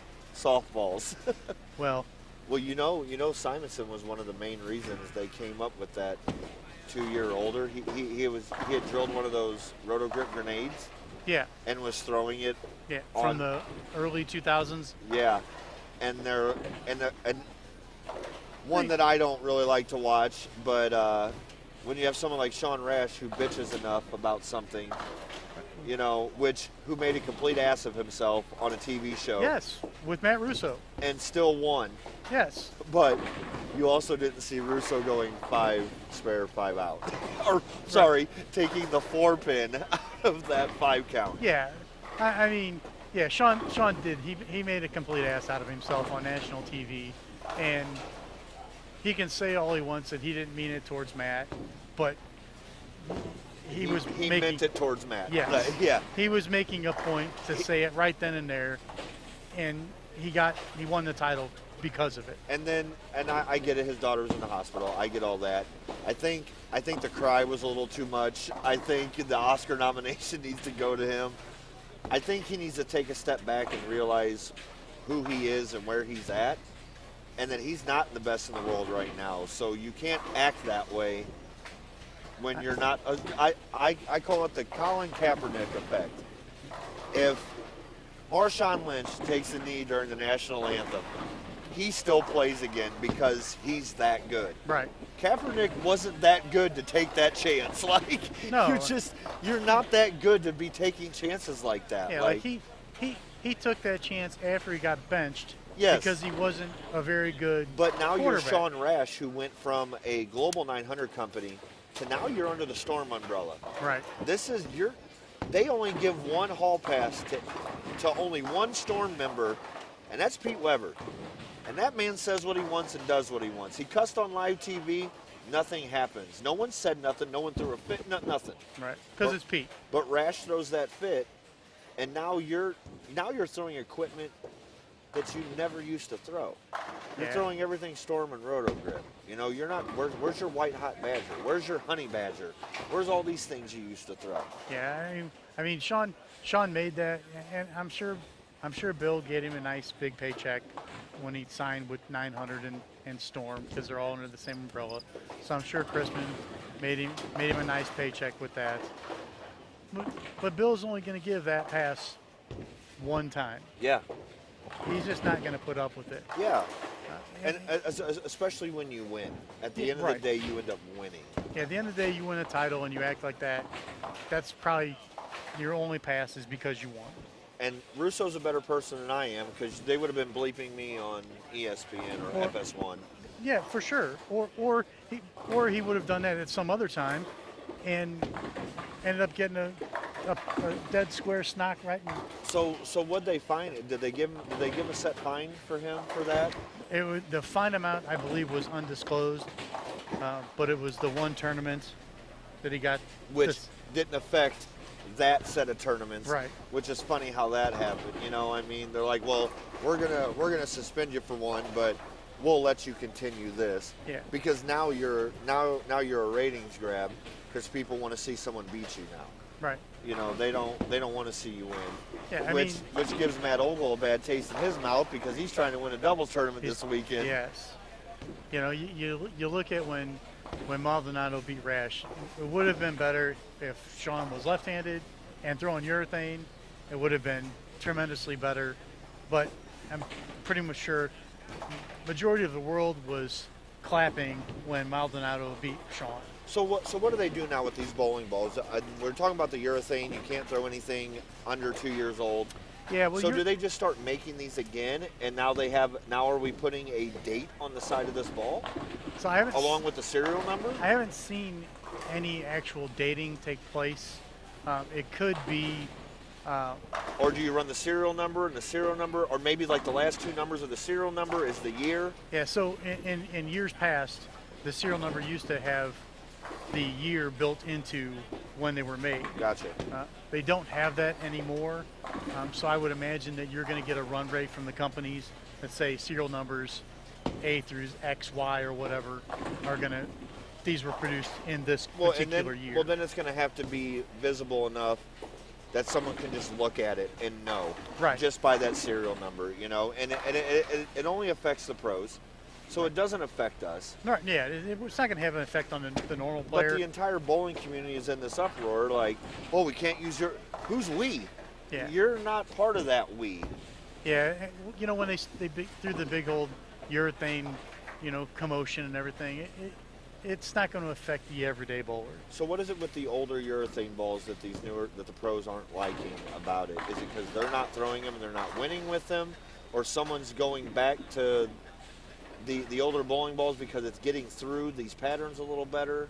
Yeah, well, you know, the patterns they bowl on being the sport compliant patterns, you have to be able to control your motion front to back and not side to side. The house shots are all side to side motion.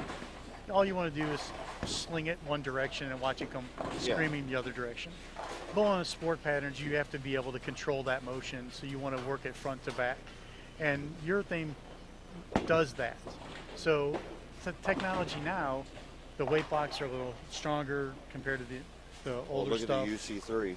I mean, you got a ball like that. Is it really urethane? Yeah. Well, I throw They call- one, and the way those pins fly around and shoot messengers, I've watched real urethane hit the pocket, and everything goes this way. Everything goes this way. Yeah, it's a really, it's probably one of the heavier hooking balls in my bag until I picked up this Phase 4, Okay. and that was a pretty amazing ball that I've been throwing lately. But yeah, you know, they got to come up with something innovative. So now you got Hammer that comes out with the pink urethane, Right. with that gas mask core, but a true urethane cover. It's urethane. I have one. It It- went right in my tournament bag. See, I think I would shine mine up. I feel like anything dull for me doesn't work that So- well. Even though it's dull, it's still a pearl. Okay. It's still a pearlized shell. Well, I've been told that I throw the ball so hard that it just burns up by the time it gets down there. Right. So mostly everything I throw is shiny, just Yeah. so I can get through it. Right. I don't necessarily, in regards to how hard you throw the ball, throwing stuff dull. That's a lot of it's going to be layout based. Layouts are huge when you're trying to create certain types of motion. You need to be able to control where you want that to be. Well, layout papers and lane graphs for the shot all read stereo instructions to me. You could set that in front of me and I'm like, okay, cool. I have no clue what this means, Right. you know? I But mean, no, and I always use it as a golf terminology. The pros are hitting fairways that are 20 yards wide. Us house bowlers are hitting fairways that are 500 yards wide. Right. But it still surprises me that the pros on the house shot struggle. Yeah. You know, to me, I figure if you're playing Augusta every day and you go out to St. Andrews, I mean, you're not going to miss the fairway at St. Andrews. It's a mile wide. I think that the pros are so used to being Finicky with having it. to be so finicky and having to hit this. When you give them, you know, a spot They on the just lane lock up. that's 2 arrows wide, they don't have a clue what to do. Just like if you put me on a sport shot, I wouldn't have a clue what to do. Yeah. But like urethane, so you know, banning them anything that's over 2 years old. So urethane, in general, as the ball ages, gets softer. Does it? Just urethane. Just straight urethane balls, they get softer over time. Now, so- now what does that do? So as they're softer, they have tendency to hook more. So if they're hooking more, but they're not violent reacting, it still lets them get a stronger read on the lane. So this is all But not- Jacob Buttroff's fault, who was hooking it a purple urethane the entire lane, and no Well- one else could do that stuff, right? I Like, mean- I mean, yeah, but you look at Jake. Him and his double jointed, you know, release, 500 rev rate. He's gonna hook the lane. You don't see Jake throwing a whole lot of reactive stuff on the tougher side of the tour patterns because he has too much. You're right. That's just like Jesper. Yeah. He gets too much on the ball, so that's why Jesper typically throws weaker urethane stuff. We have our sponsor here, Mr. Brian Jones. So we got a situation today. Uh huh. Cameron Doyle falls on to the lead. Uh huh. Jason Schaefer falls on the top 8. Uh huh. Cameron takes home the first $500 prize. Really? So Cameron right now has the lead. And Jason Schaefer just fell on the top 8. Where is Jason? Down there?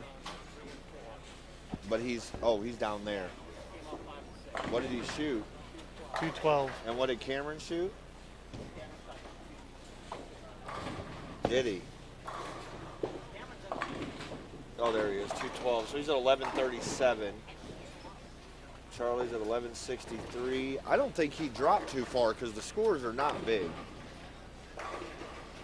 Right, but it's something to talk about. You are right.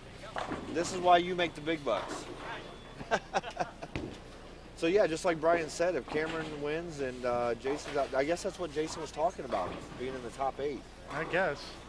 Well, I guess the top 8 gets points, no matter if you're in that. So that's something to watch as soon as we get the scores here. So my whole thing is that how long does it take before these urethane balls soften up? Are they showing 2 years? And that's why they gave that time limit? I haven't seen any actual data on it, but I'm assuming that the USBC and all their infinite wisdom had came to that conclusion that 2 years is the time window before the cover stock of the ball gets I wonder too who's soft. the first one to get caught throwing the one that they're not supposed to. I don't know. I mean, it's just they're almost making it too weird for the PBA. Like It's inevitably going to happen. You know, there's going to be a guy that had I a didn't ball. know. Well, he had a ball. He hadn't got it drilled. Thought it wasn't, legal. And But when again, guys, anybody listening, this is for the pro bowlers, and this is something this that and it's only for the national guys. It doesn't have anything to do with PBA 50. It doesn't have anything to do with ladies. It's just. What about the regional? Any regionals? Is that a thing? I think it's just the national Well, staff it's guys. the way that they brought it out when they said urethane banned in the PBA. Now, to me, I'm thinking, no more urethane now. Right. I would love to see Jesper Svensson throw something besides a urethane ball. Yeah. And When was the something- last time you seen him throwing reactive? I couldn't even tell you what the ball was or when it was. As I saw some video clips of him this weekend in the tournament, and it looked like he was throwing a Team Storm plastic ball. That sounds about right. So He has been known to throw a plastic ball. Yes. And win tournaments. but if the PBA is going to ban stuff that urethane over 2 years old, that means no more naturals, no more pitch blacks, those pitch purples, those types of things. They're going to come out with something else. So, but I mean, what? Okay, so you say pitch purple. What if they make another batch in 2022? Does that mean they're good till 2024? Yeah. So if they make another pitch purple, it's going to have some sort of different name to it, because otherwise it will be under the original umbrella. Gotcha. Yeah, and then there is a lot of fine print you probably got to look at just to make sure that you're doing it correctly. And then I guess if it still doesn't change, now we're going to look at what they're doing in these urethane covers and what they're doing with the weight blocks inside of them. And, Right. are they going to produce more? Do they call it a pitch purple 2? Is it the same stuff? They're just getting, I'm pretty sure the PBA has a loophole in there for them. They've just got to find it. Right. I'm sure it's in there. It's just going to have to be, somebody's going to have to exploit it the first time, and then everybody's going to exploit it. The UC3 being that tour thing, how they produce it. They say it's urethane. It's not really urethane, because if it was urethane, that means the oil wouldn't absorb into the cover of the ball, and that ball absorbs oil. You don't sit it sing on the outside of the ball all the time. Well, then someone told me Goes away. that it's harder to polish a true urethane ball because it doesn't hold the polish true. Yeah, so I tried to polish one of the new purple urethanes for one of my customers. Well, I saw they're re-releasing the purple, it's a purple Black Widow. So Or it's not a re-release, or they're re-releasing it. so that international. Okay, That's, that was an overseas ball. yeah, it's an overseas piece. Okay, because Bowler's Mart's been posting a whole bunch of Yeah, stuff so- releasing on Facebook. Right, so they just re-released the Red Hammer, which is a urethane, but Yeah. it's an international ball. Okay, because that didn't even look attractive. No, dull and yeah, Yeah, it just looks like brick. but that's an international piece, and typically international pieces are a little less reactive because of the patterns over there have a tendency to have more friction. So that's why they make them that way. Well, Scott, give me 1 second. I'm gonna go try to get some scores here real quick. Yeah, absolutely. I'll be right back. Sounds good.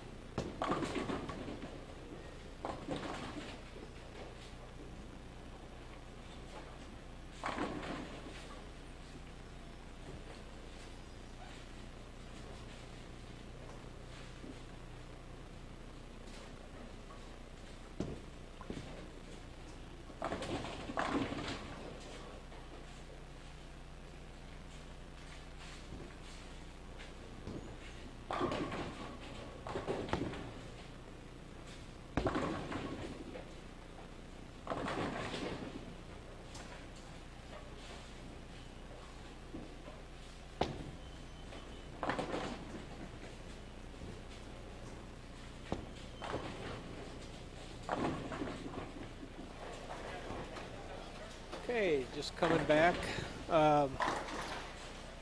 Getting ready to wrap up Game 6. Just a couple of things I want to talk about. Scott's still in the booth. I want to thank you, Scott, for coming out and supporting. Absolutely, Tom. I appreciate you letting me come on the mic here. Absolutely, man. I am, I'm trying to reach out and work with a lot of different people. Guys like you, pro shop owners, other tour directors, and lately we got back together with Larry and Reynolds doing the part-time bowlers tour and the Grand Prix seniors. And I think we're going to be hosting at least one senior event here. They're trying to get the date squared away.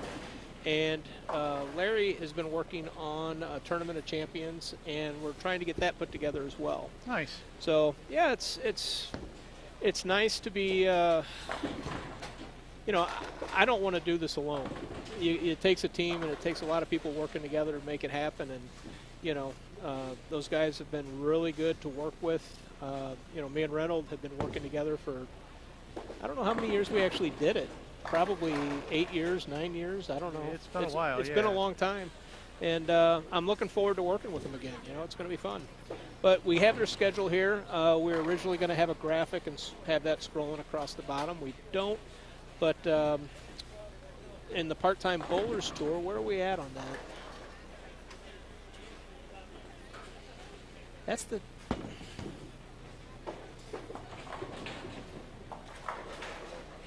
Is that right? Okay, so starting in April.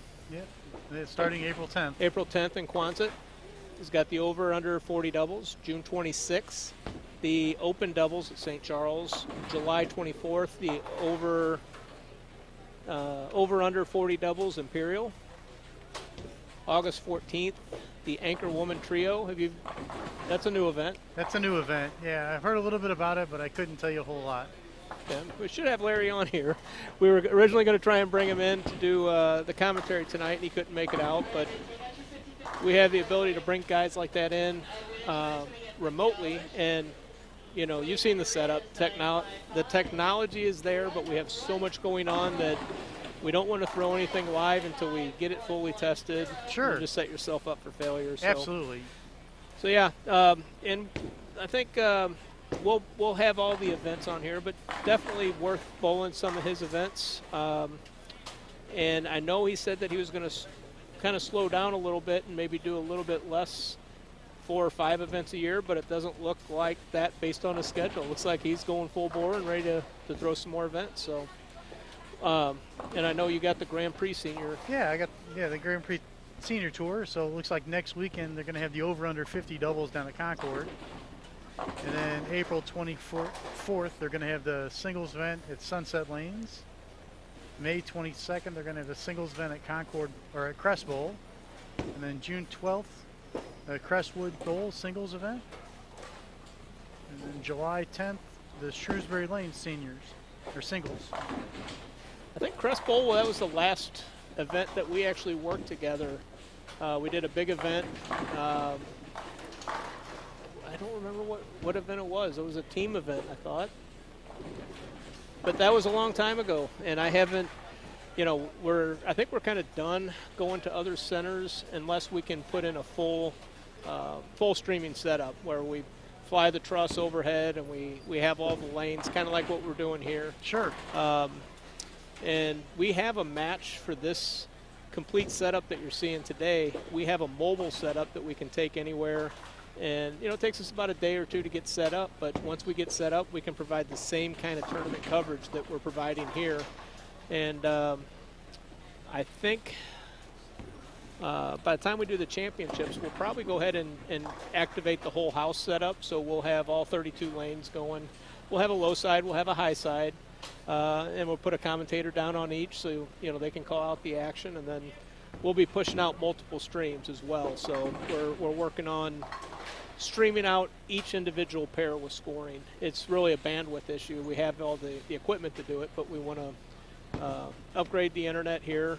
Even though we've already upgraded it, we need to push it a little bit harder. Sure. And fiber was just an expensive ticket to get in here and a big contract, and we wanted to make sure that this was going to have wheels before we signed a 3-year deal and put a lot of money into a fiber install.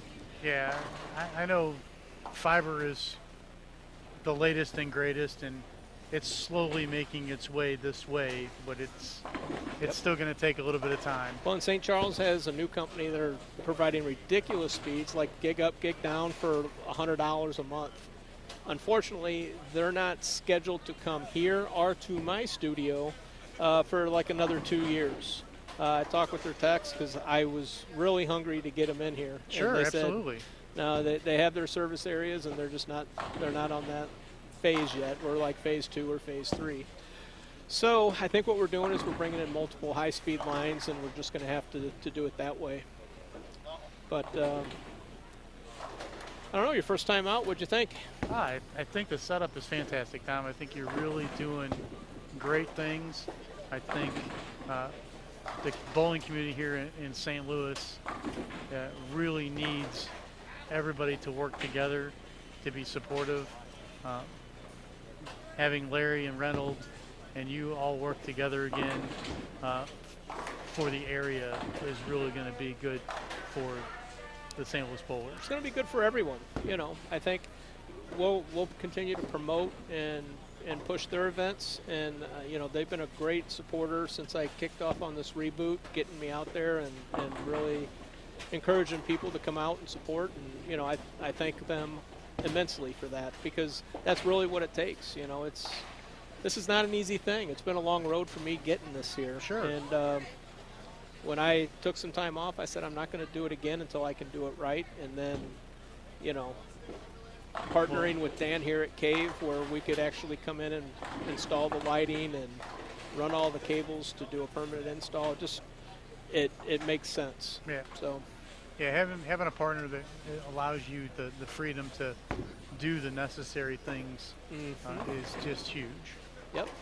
And Dan has a pretty good history here in St. Louis as well. He's owned pro shops. He owns 2 centers. You know, he's a bowler. He runs the high school league. You know, put that together. And I don't really want to talk about my vision too much, because I don't know. It seems like you just prove it. You don't tell people what you're going to do. You Right. do it. But I shared my vision with Dan and where I want to go and what I want to do, and he is all on board to really help me drive this and get it out there. And I don't have to worry about the administration.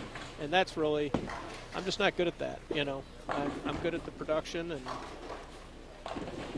I mean, everybody has their individual niche on what they do really well. So having Dan on the administrative side really alleviates the stress that on you for having to try to accomplish that, along with running everything else. Yep. And the staff here has been fantastic. Hey, Quentin.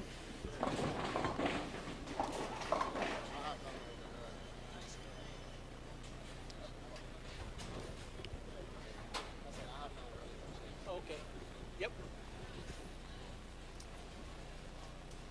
Yeah, I see Chris Ennis getting up. I don't know, we talked about that earlier. He is sporting one of the original NBT bowling shirts. Back in the day when we were trying to get this kicked off right. Right. But definitely looking at getting some apparel. We got a lot of things that we want to do.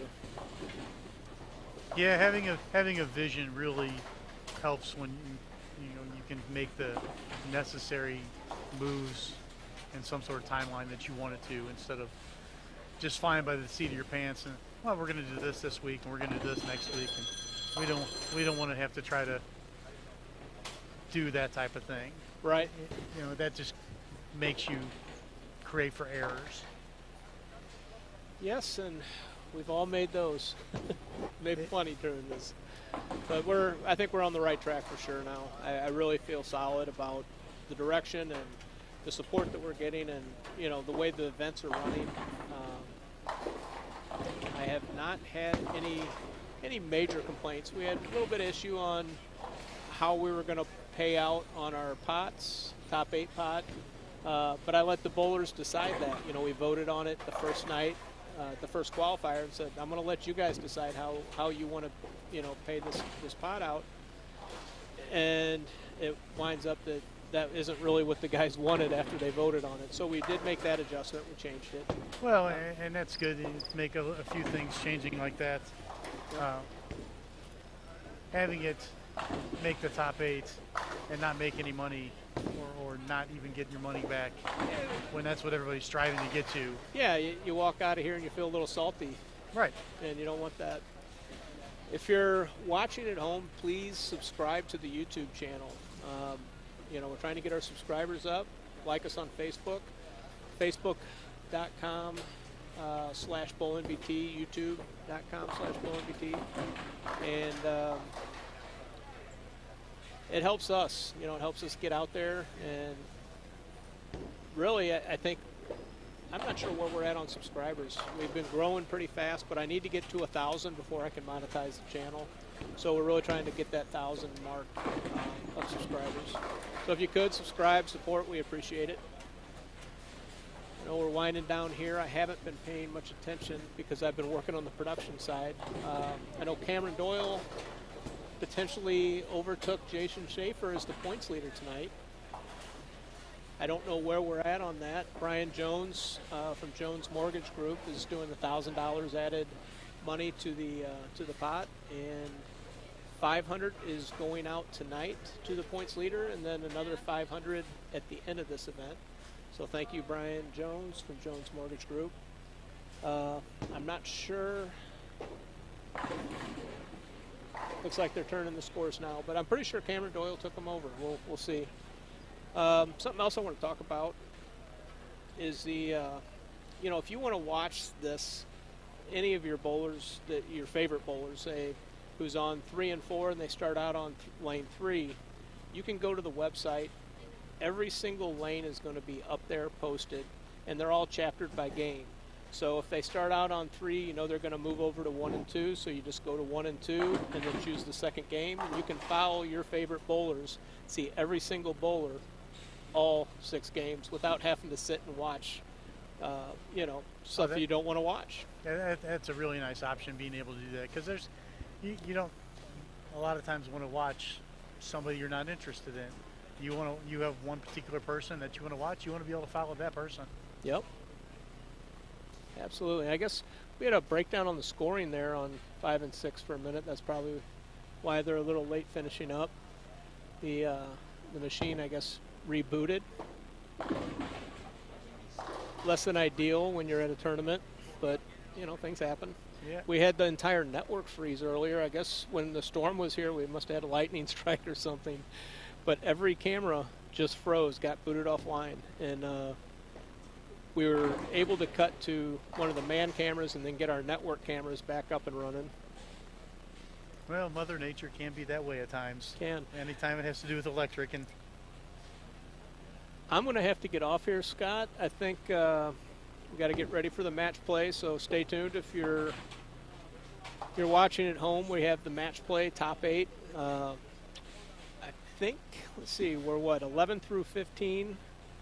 We'll have the top 8 on there, move down to 7, 8, 9, and 10, and then the championships, I guess 5 and 6. Is that right? But we'll have match play, heads up, single game elimination, and we had the payout here. Had $1,000 in the pot, so first place is $450, second's $200, third's $130, fourth is $100, and then 5, 6, 7, and 8 are all going to walk home with their entry fee refunded, and their entry fee for the event refunded as well. The qualifiers pay out 1 and 4, $60, which is the entry fee. Pretty low barrier of entry, and you know, even if you don't have a shot to come out and win the championships, or you know you're going to be locked out by points, you don't think you're going to finish first or second, still come out and get in some brackets, have some fun, and if you can finish in the top 25%, it's not going to cost you anything to bowl. right, So, and that's a good thing. You know, having events that you can come out and bowl that aren't going to cost you an arm and a leg every single week. Yep. And get you the opportunity to leave with maybe a little bit of pocket money from some brackets, and your entry fee back is always going to be a good thing. Absolutely. We tried to do something a little different. I think we did. And I haven't had too many complaints. I haven't had any complaints about the format. I think the only complaint, really, and it's not really a major one, is just if we could start a little bit sooner. On Sundays, that's true, but I think we're moving this to Monday after this next event, and people getting off work late. I don't think we could move it up any sooner than a 6 o'clock start. Right. Yeah, you'd run into people coming this way, run into traffic, and how do you have an event where you limit your participation due to traffic? So probably not the most ideal thing. Yep. I don't know if Thomas is in the studio, if we can cut down to the last lane, 5 and 6, that's still going. I know he was taking a break. He's been working hard tonight. Thank you, Thomas. Thomas is running the show here. He's the technical director, and he's doing a fantastic job. We're really getting all the graphics and the animations put together, and you kind of witnessed some of that. I did. There's a lot going on behind the scenes you would never think that it would take to run a production like this, but there is a lot, and you are doing just a fantastic job, Tom. Thanks. You and your crew are doing wonders for out here. Yep. So yeah, we continue to improve it every week, and that was always the game plan. I was never going to come out of the gate full bore. We're going to introduce something unique every single week, and keep improving the production until the championships, when it's going to be a stellar production. I can talk to some sponsors and show them, where we're at, and this is the level we're going to be playing moving forward. And we're going to grow this thing and make it big. And that's, it's all because of the St. Louis Bowlers coming out and supporting and helping me make this happen. So I really do appreciate all the guys coming out.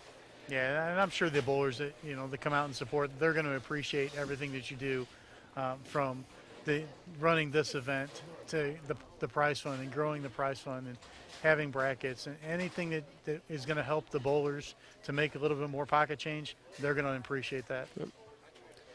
Well, I'm always open to suggestions, how we can make it better.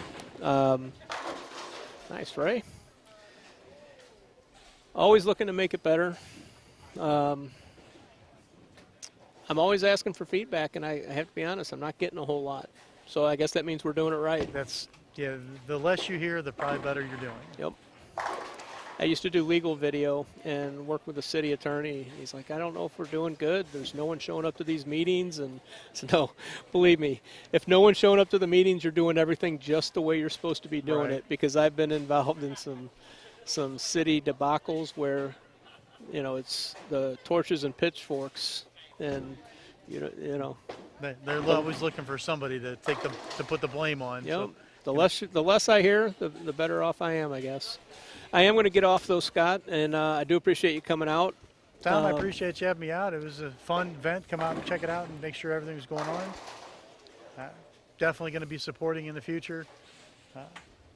With my work schedule and the pro shop being as busy as it is, my time's pretty taken up, but I definitely want to support all the events and give you as much shout out as I can. Appreciate it. I really do. So, yeah, we're going to get off, get the scores put together here, see who our $500 added money winner is for tonight, and then we'll be back with some match play here in a little bit. Sounds good, Tom. Thanks for joining us, guys. Make sure you subscribe to the YouTube channel if you haven't, and we'll be back in probably about 10 to 15 minutes.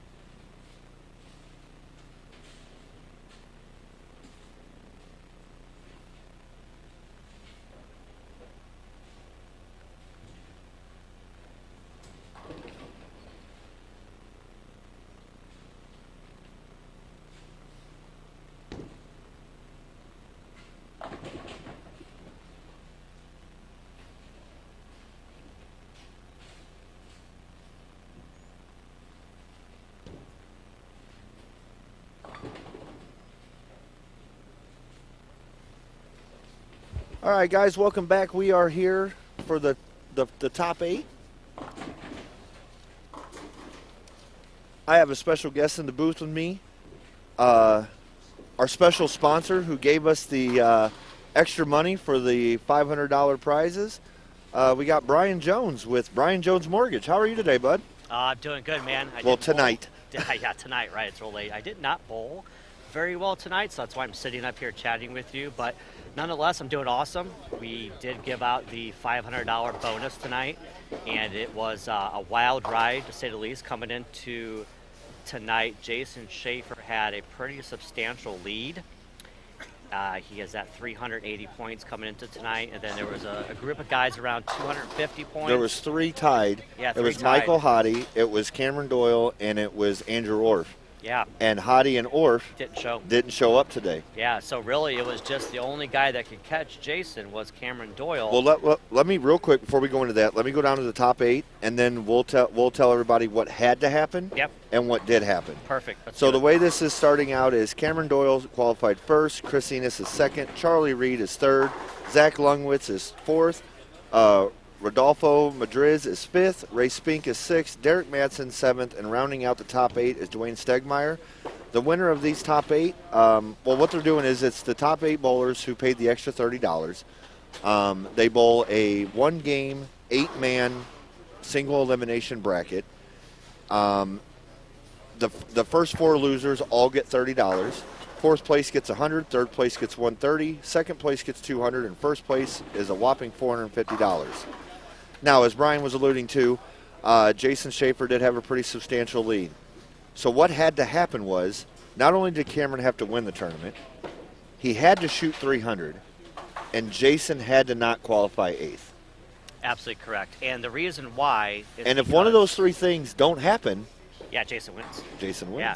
There's a bonus for shooting 300. That's where the 50 points. Yeah, 50 points. The point system has built-in bonuses. If you bowl all 8 qualifiers, you get a 50-point bonus, and if you bowl a 300, you also get a 50-point bonus. So Cameron came in, had to win. And this is only his second event. Second event. Of 4. Had to shoot 300 and had to get lucky, and Jason had to not make the top 8. And Jason's been bowling so well in these tournaments that, it was a shock. Really. I think it was on his mind a little bit. Could have been, absolutely. I think that was a thought in his head. Okay, I'm in the driver's seat here. All I have to do is show up tonight, and it's harder than you think. It is. You know, I mean, you come in after averaging 266 the tournament before. Blew him away. But it looked like his ball reaction was a little different tonight. Yeah, he kept mentioning he was having a little bit of trouble getting the ball to finish. And, I think a lot of people saw that a little bit on the left side tonight. They looked a little tighter down lane than they normally do. And, it definitely could have played a part in it. But he still bowled well. Yeah. He didn't bowl bad. I mean, he ended up in, it looks like 12th. Yeah, finished 12th. So. And he was 30-ish out of the top 8. Maybe 40-ish. He's about 37 out of the top 8. Yeah, between 30 and 40 out. So really not, You're talking 2 spares. Yeah, exactly. Definitely did not have a bad showing. Just didn't work out for him tonight. Which, if you look at his scores, he starts a $194 and then finishes with a 212. So, your 40 pins are in those 2 games right there. Yeah, absolutely. That first game out with $194 probably didn't help his cause. Put him a little bit under pressure probably as well. Yeah. Well, let's talk about Cameron Doyle's 300, because a lot of people may not know what happened in this 300. I saw that. He threw 11 straight shots with 1 ball. 1 ball. Spectre. Grabbed the Wolverine. Yep. Threw 1 shot with it. Fill ball. 4-300. 4-300. And put it exactly back in his bag. And he needed that 300 for $500. Yes. Had he known that at the time, would he have switched? I don't know. And I asked him, I said, why? Why? And he said he had to, because the ball he was throwing was getting ready to go away. That Spectre was getting a little too strong for him, and the Wolverine was a step down. Would you switch balls after 11 in a row? Wow. Could you imagine if he'd done that, switch balls, switch to Wolverine and smash a 10? Or went through the face, or it didn't read 2-8-10, right, any of that. Exactly. Any of that. And then you find out later in the night that that $300 game would have got you $500. Yeah. Man. I don't think I ever switched balls after 11 in a row. I have. I don't think it was all in fun. I don't think I switched balls after shooting 300 going to my next pair. Right. But again, he's a former card holder. He did say he's going to hold his card again. Yeah, uber talented. Yeah. Uber talented. Nobody knows his game better than he does, and he knew that was the right choice to make. And he just tripped out that. He's a 410. Tripped out the 410. For the, But he also has the front. Oh, he has. no, That's Stegmeyer's got the front Yeah. 7. Yeah. Which he's so. You never know if Opie's bowling good. Can That we is actually true. go down? Give us 15 and 16. Opie's got the front 7. No emotion in that guy. Yeah, solid as a rock, though. Always has been. Here he is right here. Solid game.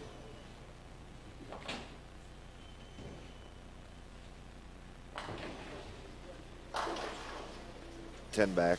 Absolutely, every And time. and look at the excitement. Yeah.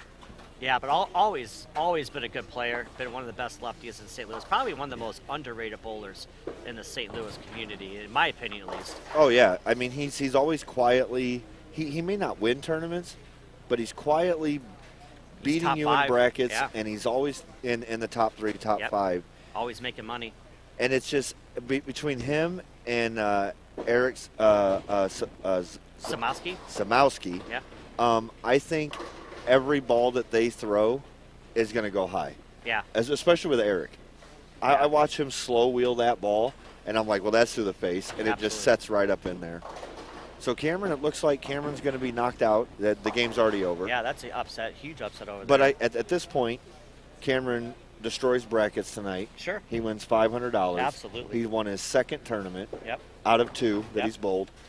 He's walking away a happy guy. Yeah, and he's got an extra $500 in his pocket, Yep. thanks to you, which Yeah. is awesome. Brian do- actually runs his own mortgage company. Well, I am actually the area manager. Okay. Yeah, so I'm the area manager, branch sales manager for CMG Financial. And my branch, Jones Mortgage Group, is in St. Charles, Missouri. And we do a lot for the bowling community. We give some really good deals. We worked with a lot of the St. Louis bowlers, and we love them. And we continue to do the best we can to support the community, to support all the bowlers, and provide them with the best service for all their real estate and housing needs. So if anybody had any questions about that, how would they? Yeah, so they reach you? can get a hold of me through my website, which is www.getmyratequote.com. Pretty easy to remember, www.getmyratequote.com.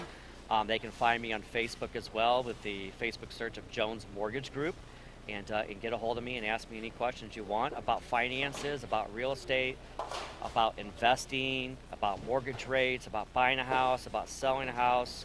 Pretty much anything I'm pretty knowledgeable on, and would love to share that knowledge with anyone who wants to have that conversation. Now you were the one that you always did the stuff on Facebook with the backdrops and stuff, Yeah. right? Like when you were on Green screen. Yeah, on the beach or whatever Yeah. it was. Yeah. Yeah, so I've got a video studio set up in my office in St. Charles, and I go back in there and set the green screen up and shoot some videos and put a backdrop in there and try to do some fun things. And I really need to get back in there and start doing that Well, again. Opie had the front 9, left 6 pin, and it didn't really matter at that point. So okay, so let's talk about that real quick. If you have the front 9 and you've already got your opponent locked out, are you still trying to shoot that 300? Or are you trying to save your hand a little bit? I mean, because the 300 right now doesn't Doesn't matter. mean nothing.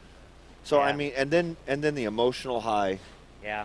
and that's what they always say on the PBA. You know, you want the opponent, the game before you, to shoot Sure. that 300. I'm probably switching balls and trying to see what other looks I have.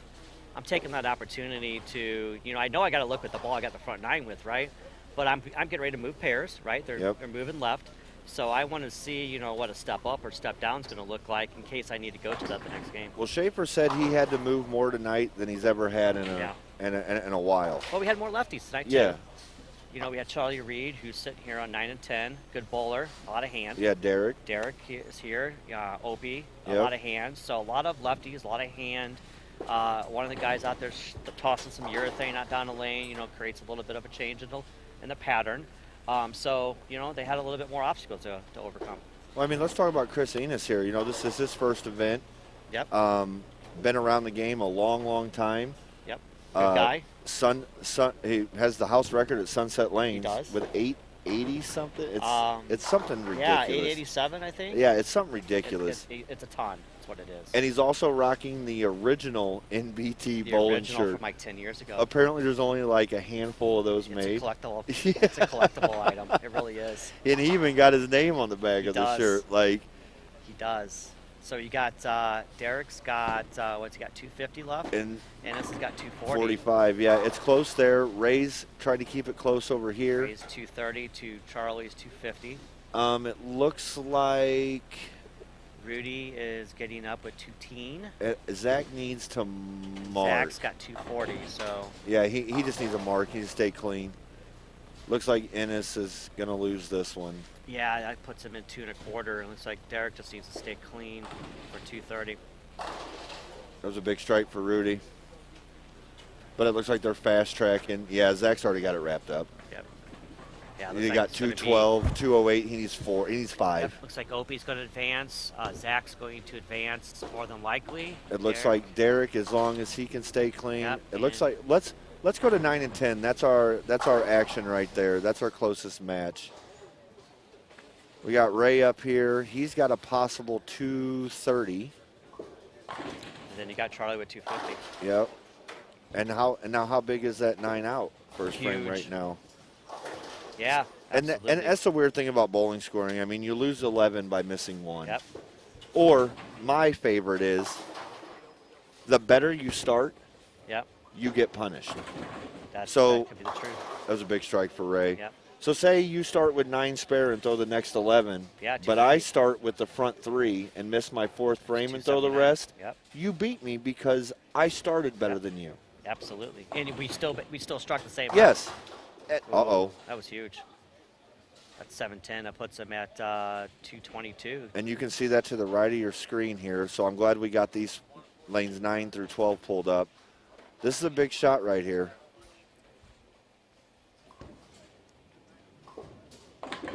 Looks pretty good. Wow. To the beak. Well, that That checked hard. looked kind of. I thought that was pretty. And see, here I am with. It's really hard for me to judge left-handers because they know what their ball's doing. Well, it's so much more friction. I mean, so much more harder off the spot on the left side of the lane. Their shape's different over there. So Chris strikes out to win by a pin. He does. 1 pin. He needs all 3. So we got 2 close matches here.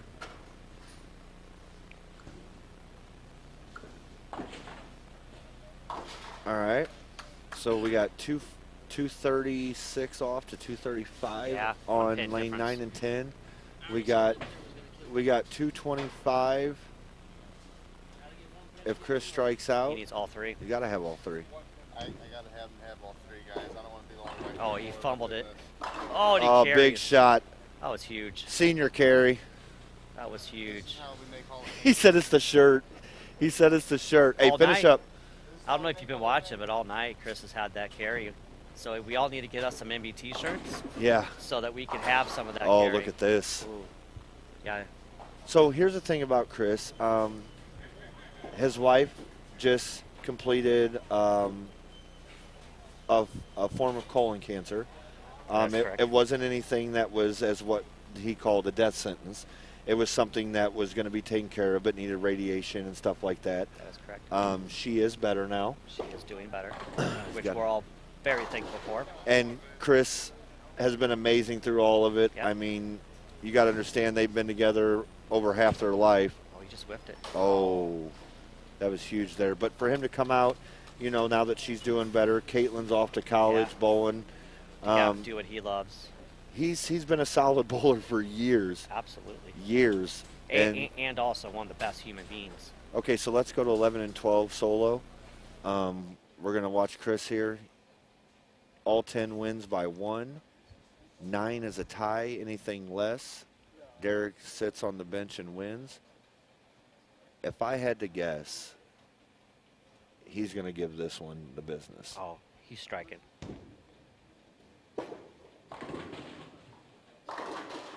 And we have a tie. And we have a 4 pin for a tie. Wow. Tom, do we have a roll-off? How does that work? Was it 9th and 10th? We haven't had this yet. No, this we is have new. not. This is the first tie we've had in match play competition. So let's go back to 9 and 10. Ray has to have a double. Yeah, Ray has to have a double. because that strike by Charlie was huge. Hey, come on. That strike by Charlie put him at 225, which forces Ray to double. Which is a huge strike. It's huge, absolutely. If he leaves an 8 count there, Ray needs a strike of 9. Yeah, and that's Ray. You're missing an 8 pin, bud. You're all right. Shake it off. Hey, reset, bud. Doty. We do have a chance for a tie as well. Yeah. If Ray goes strike, gutter. Yeah. It can happen. I see. Well, actually, I would say strike, foul before he throws it in the ditch. That's very true. I don't know if the foul lights are on though. If he does go gutter in the third, it's going to be in his second step. That's the only 2 he's got. It will be epic. So are we doing? Hold on, I'm gonna turn these down.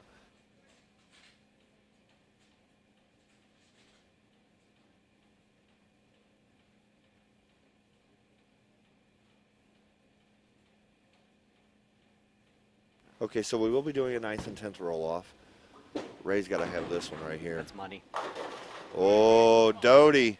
All right, let's go over to 11 and 12 real quick. So we're going to go Derek for the 9th and 10th roll-off. Goes a Ooh, little through bit the high. face. Now, a spare in the 9th for the 9th and 10th frame, not a bad deal. No. It doesn't matter what you really leave as long as it's pickable because the pin count doesn't matter. Yep. What really matters is the 3 you're going to throw Absolutely. in the 10th.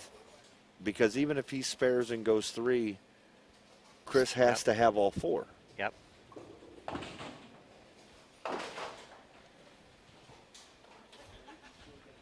So let's go to 9 and 10. Ray's up there. Got to have this one. This is for the win. Yeah, because anything less puts him in, a 9 puts him at 24. Have a little shirt issue. Ray's been here plenty of times. Little in. Nice. There's the winner. Okay, let's go back to 11 and 12. Ray wins that match and moves on. Here's Chris for his 9th frame. You know, I wonder if they got a program where you can just do 9th and 10th. That would be a fun That trip, was huh? huge. That was huge. But at the same time, Still has a double. that's what I'm saying. At the same time, like, Still has a double. Derek's sitting comfortably because of that spare. Because you know if he strikes, he's got to have them all. He does, but it does give Chris the opportunity to shut him out. To throw these next 2, He can shut him and out. it doesn't even matter. There's a lot of power in being able to shut a guy out. Yep. And there's something relieving that you don't have to have them come up to do anything. Yep. So Chris just throws 2 more, like he's been throwing, It's in his and back pocket. Derek Two doesn't more. even have to move. Right. It's a good shot. And the carry. Nice. He's been there. Multiple senior Grand Prix winner. Multiple winner of a lot of things. I've yet to actually get to double up with him and actually bowl a tournament. I had the pleasure of bowling a couple leagues with him, and it was a pleasure for sure. And what's funny very is good teammate. he does show emotion, but he's quiet with the emotion. Sure. It's not, I mean, he will run a shot out, but it's not like he will get loud about it. Doesn't really slap things out too much, but right here can end it. Oh, we got in a little. That's the game. There it is. Very good. Chris advances. So That's clutch. we've got Zach Lungwitz advancing, Chris Ennis advancing, Ray Spink advancing, and Opie advancing. One lefty. One lefty. And if I had to put my money on someone right now, Opie's got the hot hand. Opie bowls here too. He bowls league here. Yeah, so he does. He knows the transitions of this house. Yep. I guess that gives someone a definite advantage. I guess Derek's going to bowl it anyways. But I feel like tonight's Chris's night, though. So why are we having Derek bowl? I don't know. So that'll be that. I feel like tonight's Chris's night, though. All night long, everything's been working out really well for him. I really feel like tonight is just You got to get past Opie, though. I think he can do it. You can't count him out. I certainly think he can do it. Now, if Opie gets on one of these pairs down here, maybe where the left side's a little.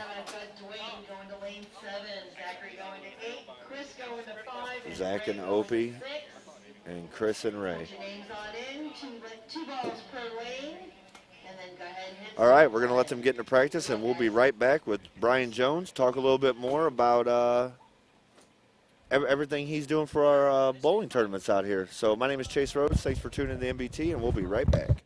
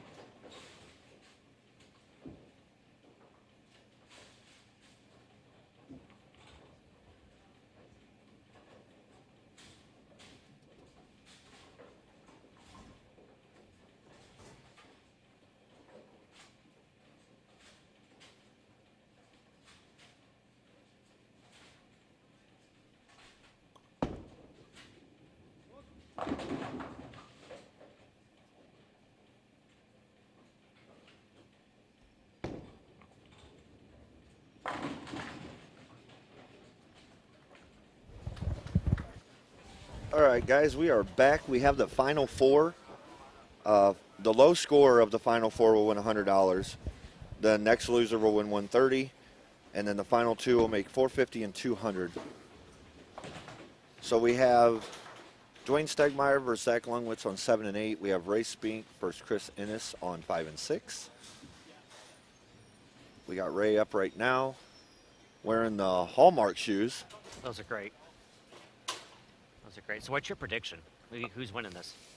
Well, I got to be biased. I'd like to see Zach win. Sure. But I do like seeing Ray being here. The kid works hard. Absolutely. He does put in the time and work. He's got a great game. Yep. I just think he puts the cart in front of the horse sometimes, and just like all of us, sometimes he's his own worst enemy. Now here we go. 7 and 8 is where Schaefer was losing. Yeah. You know, the line to the pocket. Yep. And just like I said, if Opie gets down to this area of the lanes, They seem to be a lot cliffier down here on Yep. the left side. Jason said he had to move 5 left when he went to 7 and 8. Yeah, it seems to be a puddle in the middle and pretty sparky outside for him. So. See, if you watch Ray, he's very methodic on where he stands, how far over. Like, he moves his feet 3 times to get in the right spot. Now he's in front of the ball return on the right lane, and now what he's doing different than what he's doing different than most bowlers do is that he stands in front of the ball return on the right lane, but he's not that far up on the left lane. He stands back to his normal spot, which if you watch most bowlers, if they stand in front of the ball return, they stand in front of the ball return on the left lane too. That's true. To keep that same motion. So now Ray stands back there like that, and he goes Brooklyn. That's just all the talent, though. But I'm saying, I mean, he goes Brooklyn. Did he take too many steps? Was the mechanics out of whack? You Just know, an errant shot, probably. I'm rooting for Chris, though. I think Chris's night. I think everything's going to fall in place for him. Good shot there by Zach.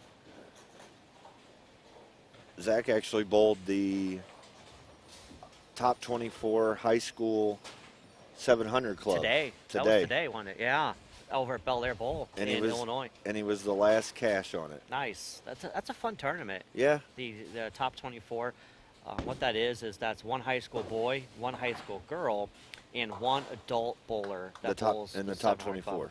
Yep, that finished in the top 24 for the 700 club tournament in Illinois.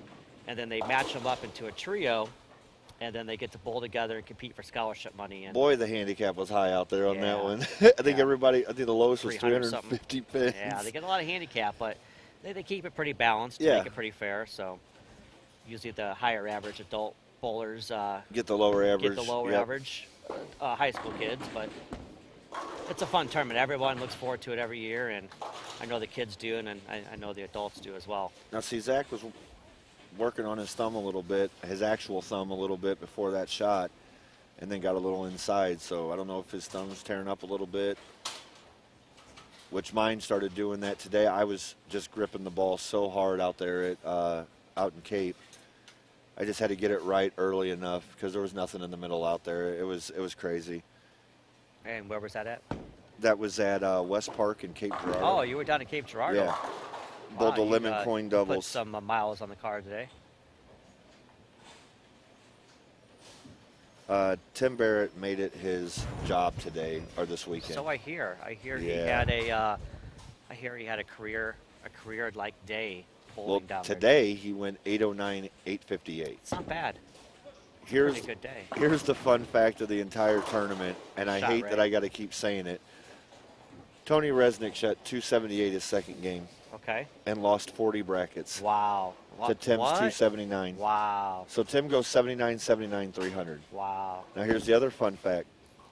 Any finals that David Rosenberg was in that last set, the last game, good lefty. He lost with 299. Wow. No kidding. Tim was in 107 finals that last set. Wow, that's impressive. Yeah. That's just a day. That's just only when you only miss twice. Yeah.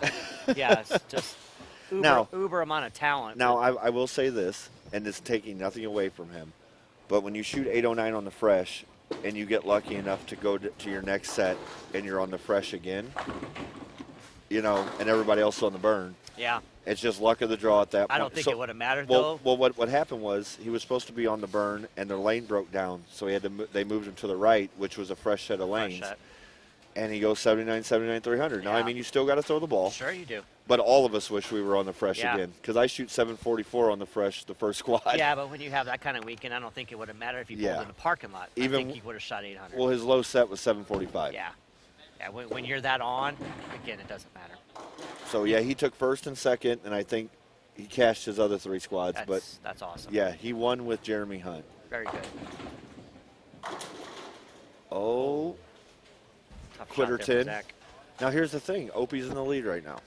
Yeah, 267 to 258, but Yep. for that they both punch. Bowling scoring. If they both go off, even though Zach has stayed clean, he loses. Yep. And even, yep. Well, Ray has the front 4. 2 have been in the pocket. The left lane, he has gone high twice. Yes, but he's carried. Strikes on the board. So if you look on the left, we got Chris on 5 and 6, and on the right, we got Opie and Zach on 7 and 8. Chris has 260 off the sheet. Ray's got 3 bills. Good shot. And here's the frustrating part. He's watching Ray go through the nose twice, and you're ringing 10s. So mentally, it does mess with you a little bit. Opie didn't like that. Got lucky. Got a break. Could have been a big 4 easily. So now we're at 245, which pin count is huge on that. Chris runs his spare down. Absolutely. Let's talk about we got 4 tournaments left for this qualifiers. And we're switching to Mondays. Not yet. After the 20th, I think we have 1 more Sunday left, and then we're switching to Mondays. But 4 tournaments left, and then we get to the championship, which, as of right now, is just pays impressive. So if you haven't bowled yet, and you're watching this, you still have time to come out. 4 tournaments left to qualify. You earn points every tournament. If you finish first or second during the qualifying first 6 games, you get an automatic bid into the championship finals. And we're also doing a $500 bonus giveaway from me, Jones Mortgage Group. And anyone who has not yet bowled, you can still qualify for the $500 bonus because all the points start all over starting in qualifier number 5. So starting at Yep. 5, they start. Everyone's back to 0 for that purpose of Which qualifying. which is good, because if you got someone like Cameron or Jason, you Yeah. know, they just run away Sure. nonstop. And then with the way Cameron's bowling, you know, he bowls 2 of the 4 events. Average is like 260 each time. Yeah, and it's crazy. just kills it. Like, again, we go back to that ball change in the 12th shot of the 300. Yeah. If that doesn't work out like it did, $500. yeah, that's a $500 ball change. Yeah. So that's why I was like, you know, I had to ask him why. I had crazy. to know. Yeah, here- so if you haven't bowled any of these tournaments yet, come on out. There's still time to qualify. There's still time to get into the championship. There's still time to earn the $500 bonus. Every week there's a good payout. There's tons of brackets to get into. Well, winning the top 8 is where it's at. Absolutely. Like $450 on up top. Yeah. That's huge. Yeah. Plus you get your $60 entry fee on top of it, so you're walking out $510. Yeah. If you win, you know, the match play. Putting up 90. Putting up $90. That's awesome. I mean, if you can win 5 times your money. And right now the championship's paying $3,000 for first place. So We got a little bit of freeze on 5 and 6, so we'll go ahead and just show you in the dark here. This has been Ray's trouble lane. Oh my goodness. We'll call that a 5 pin. Where are they at? We need the 5 only.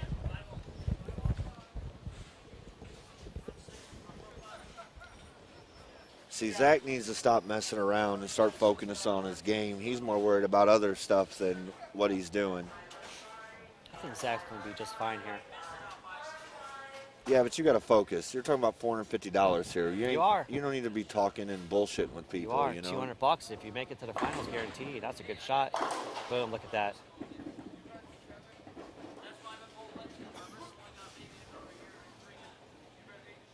So Zach's got 250. He's on a 220, 230 pace. Opie needs to find something. He really needs to put 3 in a row up here to make Zach think. Yeah, he needs a double here. Chris finally catches a break. Actually, Ray finally got the ball where he wanted it to on that left lane. And he did say hook whenever he threw it. Chris is in the same position as Opie here. He needs a double. He needs to put a little pressure on Ray. So what you do is if you're Chris, you got to just throw 2 good shots. Just know that Ray is a little troubled. Oh, my goodness. That was a good shot by Ope. That was a good shot. Here's Chris trying to take advantage of that miss. That was a little inside. Yeah. Yeah. I think 5 and 6 a little bit drier on 5 and 6. A little earlier. Well, you got to think Chris is a little, you know, up the back of the ball. So when his ball hits the friction, it reads it.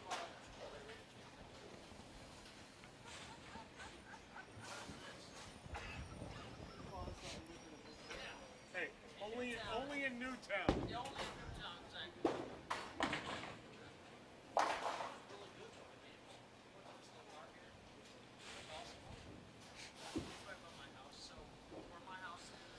All right, here's Opie. He's got to get something going here. He's pretty much just leaving it to Zach to stay clean. He's making good shots, though. It's another good one. He got that one to carry. Looks like he switched balls. Yeah, he did because the IQ's sitting on the rack. Yeah, he was throwing the IQ Emerald in. I think he might have switched to the IQ Tour. We'll see when it comes out. Chris switched balls as well. That was a better shot. I got outside. See, there you go. And that's what happens. Right back in the match now. If you don't focus and you don't stay in with yourself, you know. That puts him tied if he gets one. So Chris struck. It puts him at 230 off the sheet. Ray still got some work to do. Yeah. It's not over. Especially, Even with the front 5-9 spare, you know that left lane is troubled. Yep. He has to finish on that left lane. He does. And his 3 shots on that left lane were high trip, 5-pin. Oh, Swisher 8. Yeah, he doesn't. Zach gave it a run. Well, here's the situation. If Ray doesn't strike again and Chris does the rest of the game, Ray loses. 60, 50, 40, 30. Yep, yeah, absolutely. And again, you have to finish on that left lane. You haven't thrown a solid shot. Even that 5-pin was still a little late. So you haven't thrown a comfortable shot that you liked. That's better. Yeah, see, he's got to stay inside. His hook is outside. Yep. So Ray picks up the 8.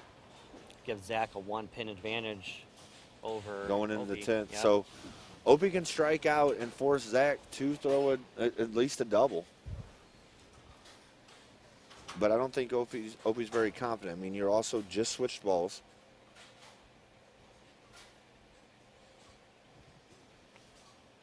Looks like we had 43 entries tonight. Oh, yeah. This is the biggest one we've had. Yep. We've been staying in the high 30 entries, 35 to 38, and then tonight 43. That looks better. Look at that. Oh, the running messenger. Calm down, Opie. Opie doesn't send very many messengers. That was a huge one, though. That was, well, and you know, you switch balls, it finishes a little different. I think that's the code black is what he's throwing. Or the dark code, sorry. Goes Ray. See, now look. Brooklyn. Yep. Brooklyn. He hasn't thrown a comfortable shot on that lane. If I was Chris, I'd get up there, get off, throw your last shot over on that lane, and run. Because you know you get to finish on lane 6, which seems to be the better lane. Yeah, absolutely. Opie's got to have this one. That looked good. Yeah, see, that ball's finishing a little better. Yeah. Yeah, Zach needs to show up in a 10th here and double. He has to match what Opie does.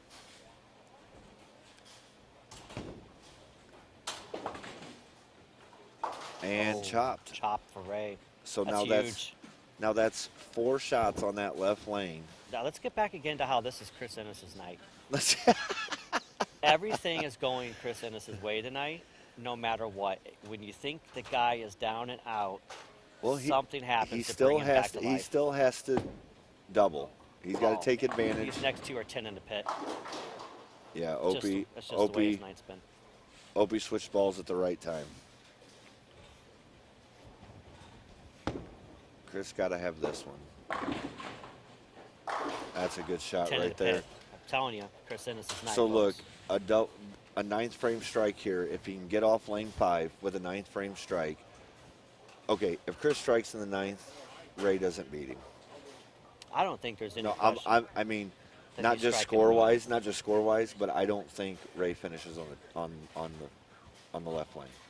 I just don't think he finishes like. You don't think he doubles in a 10? No, I don't. Hell, I don't think he even strikes in the 10th. And it's nothing with him. It's just the lane. Yeah. That's a nice finish by Opie. That was huge. Anything under. Ball still in Zach's court, though. Oh yeah. He strikes out, he wins.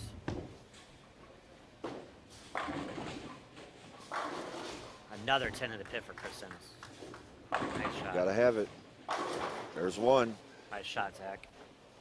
Gotta have one more. These are some good matches we're getting here. Yeah, and we have a possibility of another tie. We do, yeah. Double on the 9 for Zach. That's a tie. We can also have a tie here at Chris's game too, if he goes double 8.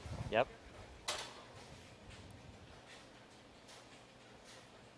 So here's Ray. He's not in front of the ball. Oh, there he goes. I was wondering if he was going to go up there. See, now that's the third move with his feet. There it is. That's the third move with his feet right there. I think he strikes here. Yeah, I'm with you as well. Yeah. Yep. He hasn't missed on that lane but once. Zach's got to have this. Got to get there. Nice shot. Got to have at least 9 to tie, strike to win. Anything less would be uncivilized. You remember that commercial? Yes, I do. Am I showing my age? Yeah. Balls, even- balls in race court. I don't even know what commercial that was. I just always remembered anything less would be uncivilized. So Zach right here needs to have a strike to win to move on to the finals. 9 tie. That looks good. And he carries it all. He Look carries at the that. bucket to win. Wow. Awkward handshake and all. Exactly. Opie's professional, though. Yeah, Opie's good. He's professional. So Opie shoots 220. So here's the thing. We're talking about a $30 difference here. Yeah. Because Opie's score isn't safe. Yeah. If Ray doubles, he takes away from Opie. Oh, and he goes to Brooklyn. And what did I tell you? Yep. What did I tell you? You were absolutely correct. I watched every shot he threw on that left lane, and Yep. not one has been comfortable. Nope. Not a single one. Not even a spare shot on that That lane puts has him been at comfortable. 225.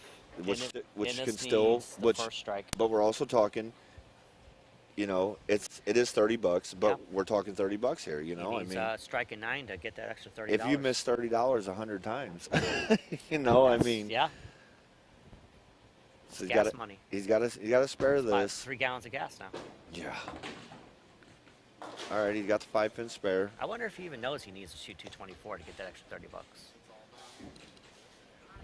9 takes it. Chris needs the first strike and 9 to shut out Mr. Ray Spink.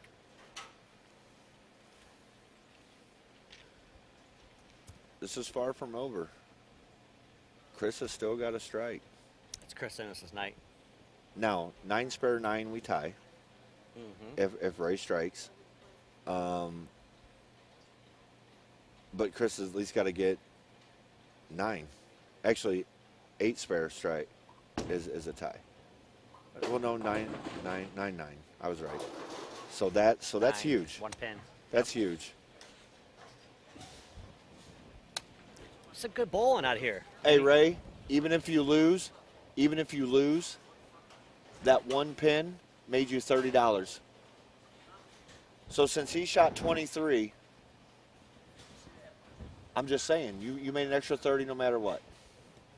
So you got to look at the little things in life, man. Yeah, I'm Like, telling you, you really do. I mean, I'll take an extra 30. Here's a shot by Chris. Oh, that's inside. Wow. Oh, no. Yep, leaked up and went high for a 7 count. And we can tie now. Nope, that's 214. It's the Oh, best he can do. 214. That's Yep. right. He had 230. Ray Spink advances. And then Opie makes the extra 30. And now Opie makes the extra 30. That is correct. This has been a wild night. Hey, there's been some good bowling. If you're not out here watching this, you're not out here bowling, you need to come on out and join us. Where There's are some they good going? bowling out here. 3 and 4. Good bowling, good tournament, good stream, lots of technology. Come on out and check it out. The next tournament is March the 20th. That is a Sunday at 6 p.m. And I think what I've heard through the grapevine, it's Tony Resnick and Jason Woolham in the booth. Hey, you know that's probably going to be some quality. You know, I heard, We'll just stop there. Yeah. It's going to be quality. I heard Jason in his last stream, and I have to say, Mr. Jason Woolham, if you're listening to this, you did an excellent job, sir. And I look forward to listening to you and Tony on March 20th. Chase has done an excellent job as well. Good job, Chris.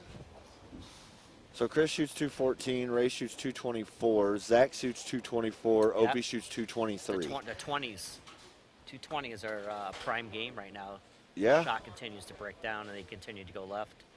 Zach, you're going to 3 and 4. Championship match. 3 and 4. All right, so we're going to let them get the 2 balls in practice in. Me and Brian will be back after this. Thank you for tuning in. My name is Chase. This is the NBT number 4 qualifier out at Cave Springs Lanes, and we will return to you in just 1 minute.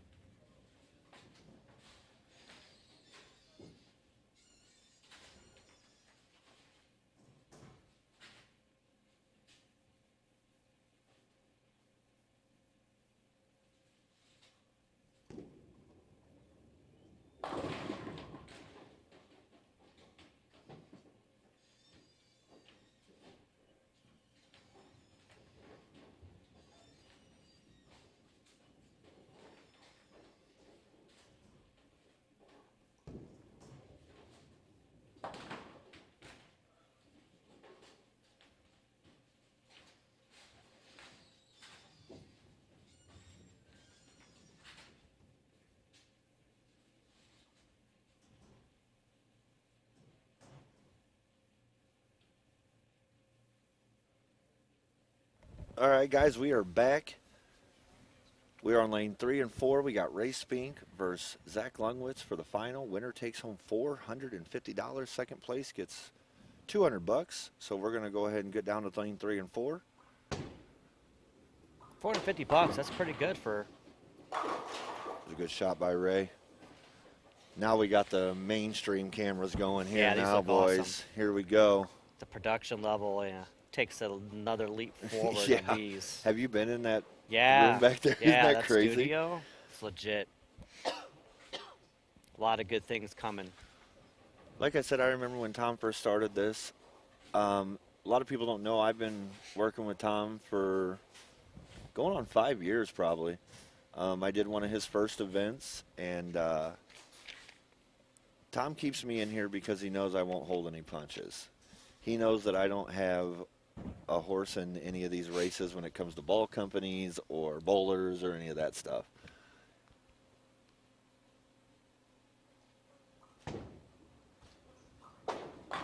Good shot by Ray. 10 in the pit. He says Nice. hook every time. I wonder if he doesn't think that ball's going to return or not. I love the close-up zoom of the ball going through the pin deck. Here's Zach working on 9 spare in the first. It's a good shot. 10 in the 10 pit back. again. Hey, when you're bowling for $450 on a $30 Yeah. $30 bet, I And you're mean, talking a that's- $250 pay difference. Yeah, here. between first and second, there's a little bit of a difference. We go 450 and 200. So we're doing 1 game Baker, right, 1 game singles right, Baker, and it's late. and it's late. Yeah, It's late at night. We're doing these on Sunday nights. We start at 6 o'clock. it's almost Monday. It's 11, almost 11:45 p.m. So these guys are possibly a little tired. Zach bowled all day in a different tournament. Drove out here to bowl our tournament, and now he's on game. What's he on? Game 9. Yeah, Game 9 at 11:45 p.m. So that's a long day of bowling. I pulled into Granite at 4:45 or at 5 o'clock on the nose from Cape Girardeau, and Zach was there to get me at like 5:05. Wow. So that was Yeah. huge. Look at that camera work, though. That was lucky. Some impressive camera work. If you guys haven't come out and joined us for any of the qualifying tournaments to the Match Play Championships, then you need to come on out. We got 4 qualifiers left for the championship round. Right now, the championship round is paying $3,000 for first place. That is subject to change, though, based on entries. But we got 4 qualifiers left, and if you come out and bowl and you finish first or second in the 6-game qualifier, you get an automatic entry into the championship round. Or And come try to win $450 on the side. yeah, and we have tons of brackets, side pots. This one right here costs $30, and the top 8 bowlers of the tournament get to go in the match play competition. I mean, just think if Cameron would have won this, he would have walked out with over $1,000. Over $1,000, yep, for for a $90 a entry. $90 entry. It's huge. Actually, we'll go 180 since he's only bowled 2. Yeah, absolutely. So the money's there, quality of production's there. And we had one of our biggest nights, and we were missing like A lot of 7 bowlers. to 10 of our Yep. normal bowlers. Yep. Andrew Orff wasn't here. Mike Hottie wasn't here. A couple of the college guys weren't here Yep. that are normally here. You can check out the bowling tournament's website at BowlNBT. That's Bowl Nancy Boy Tom.com, and check it out. It's an awesome website. You go onto Facebook, like, subscribe, smash that like and subscribe button. Make sure you hit that bell notification It's a nice shot by Ray. so you get all the updates whenever Tom does do his events. It's /BowlNBT. So you go to YouTube, Facebook, all social media outlets. I don't know if Tom has a TikTok yet. I don't know. He might be coming around with one here soon, but yeah. I'm sure he's got all the other social media platforms. Like Brian said, this is just 4 of 8 that we're doing, and I'm sure there's way more to come. I'm excited to see what happens in the summer, see where we go with that.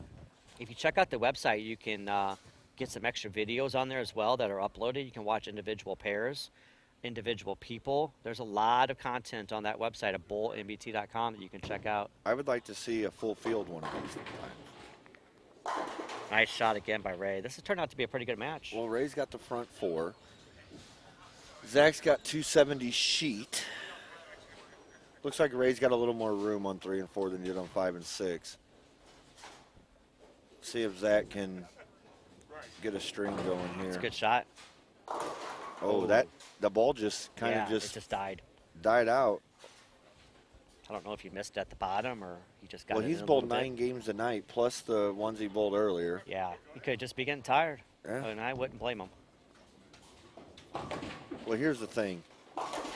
Ray's used to bowling lots and lots of games. He is. Zach's not on that. He may not be in the same bowling shape as Yeah, Mr. for Ray sure. Spink. For sure. You know, Ray goes out and practices all the time, you know.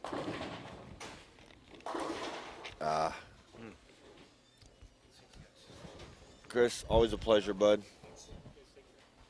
Chris about to hit the Grand Prix Senior Tour here in a little bit. Next weekend. Where are you guys at?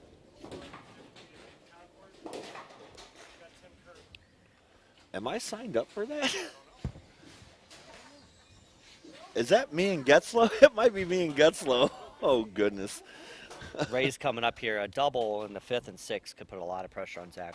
Yeah, especially since Zach's got spares in 1 strike. Yeah, he doesn't have the greatest of looks right now. And they're not high count spares. You got a 1-9, you got 2 9 spares and a 6 and a 7, so your count is dropping huge.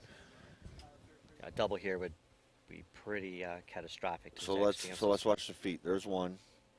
There's 2. There's 3, 4, 5, 6. 6 moves with his feet left. He's got moves like Jagger. Looks good.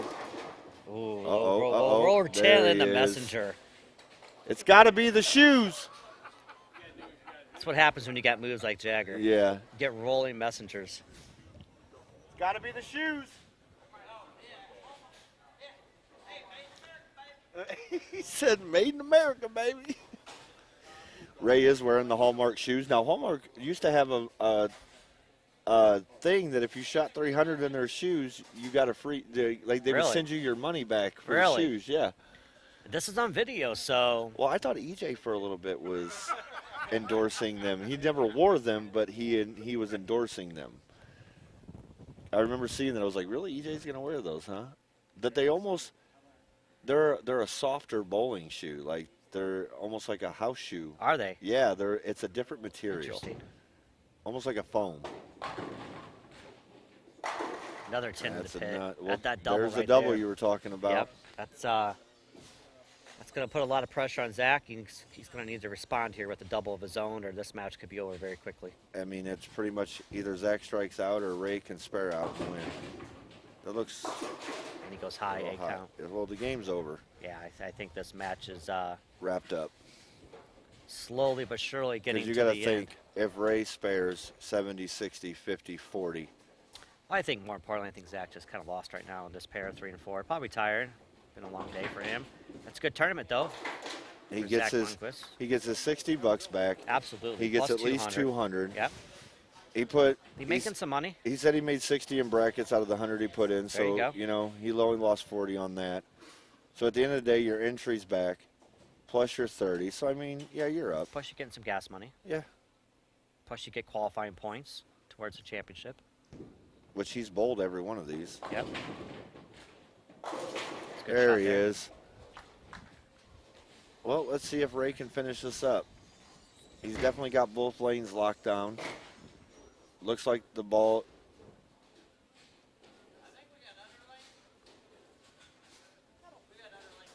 You won't get that ball back. I hope you enjoyed it.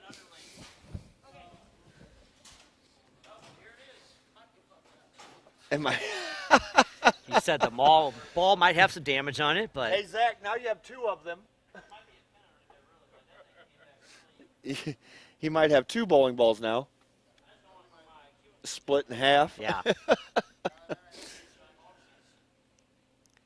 So what they're talking about is the ball made a loud thump as it was coming back. So they don't know if there's a pin under there or if it's just maybe rolled a little different, but usually that's not a good sign. I've actually lost a bowling ball at a bowling alley to the point that I think it jumped off the track and went under the lanes Nice. because they never found it. I wonder how many bowling balls are underneath Oh, the lanes. there's got to be a ton. Here's Ray for 7 in a row. That looks good. Nice. Another great Then shot by Ray straight back. Spink. Ray Spink's feeling it now. 7 in a row, front 7. Your opponent's got 230 left. If he throws the next 5. If he strikes out. So You got to be feeling good if you're Ray right now. I mean, you just got to keep breathing. Stay behind the line and just stay alive. His 7 shots so far have been pretty much money. Pretty good, yeah. And it's crazy because you look at the last game and you didn't think he was even going to make it through that game. Well, he got some lucky breaks, and Especially when I called, he wasn't going to strike on that left lane. Chris Ennis had the world going for him. Yep. But here we are, Ray Spink, front 7, championship match against Zach Lundquist. Lungwitz. He gets it called so many different names. I'm going to butcher that 5 more times before this match is over, but that's okay. Well, that's why I asked the Alex Niebrig how Yeah. he says his last name, and I've been saying it correctly. I was like, man, I'm sure I'm butchering Yeah. that. So here's Ray going for the front 8. I'd like to see him shoot 3. I would too. That'd be awesome. He gets his own video. Did you know that? If he shoots 300, we have the capability of offering him his own video. That looks good. He liked it. That was a good shot. Yep. Got the 5-7 to swish. You don't always have to bang 10 straight back. Nope. Like, you just need them to fall. So if you bowl any MBT qualifying event or a championship match and bowl 300, you have the capability of getting a video of your 300 game. How about, besides the video, how about the 50 extra points? Yeah, 50 That- extra bonus points. And Ray's, this is his first one? This is his Second? third. Third? He's I bowled think he's 3 bowled before? 2 before, yes. Okay. I don't know if he did really well in those tournaments or not, but I do think he's bowled 2 events up until this one. I think this is his 3rd event. I don't think I even finished the 2 that I rode. Now Nice. he's getting the breaks. Well, I mean, we've seen Matt Russo go 5 spare 5-1 That is true. to lose. That is true. I don't think that's going to happen to Mr. Ray Spink tonight, though. I think I he's, know, but I mean, pretty much a it's lock here. open. Yeah, there are chances here. It's but still 240. No, it's still 240. So even open, it would have to be 5-4. 5-2 and then 4-4-2. I think he's flushing this next one. I have seen a lot of 11 strike to low 250s. He's got to high do his moves 240s. like Yep. Jagger first, though. 6, 7, 8, this one, 9, 10. I think he wants this 300. I don't think he knows the match is locked up. That looks good. Oh, wrap 10. You got to try, Good Ray. run, though. You got to try. You got to try. It's a good run. Well, that is the game. That's pretty much the match. Ray picks this up. Nothing matters after that. Again, even if he opens, it's still enough. Yeah, because that'll put if he opens, that'll put him at 230. Yep.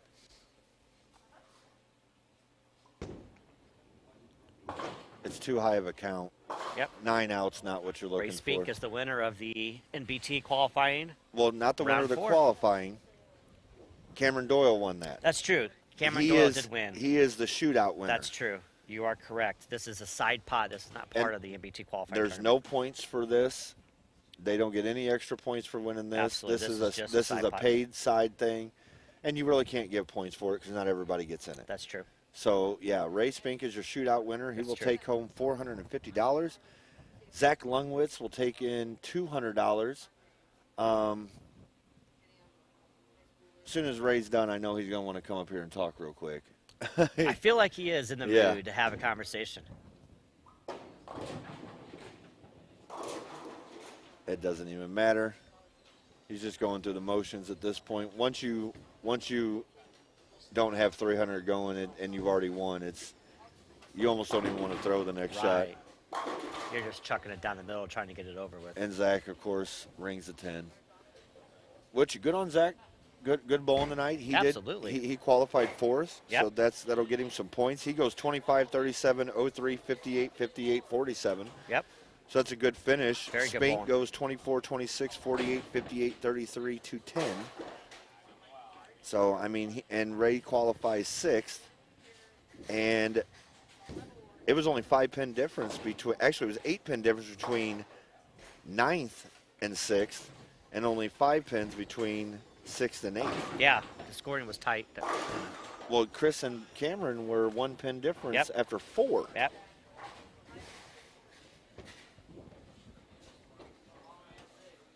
All right, Chase, I'm going to jump off here. Brian Jones here at Jones Mortgage Group. If you guys need anything, hit them with the website one more absolutely, time. www.getmyratequote.com for all your mortgage needs, for all your insurance needs. You can check out Kevin Abair at Liberty Mutual Insurance. He's my preferred partner for insurance. And for all your real estate needs, you can check out Crystal Bittenbitter. She is my referral partner at Next Door Realty.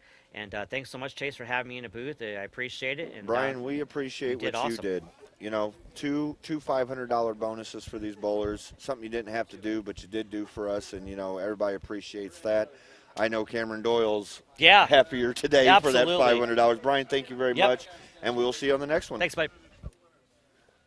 So we're going to get Ray in here real quick.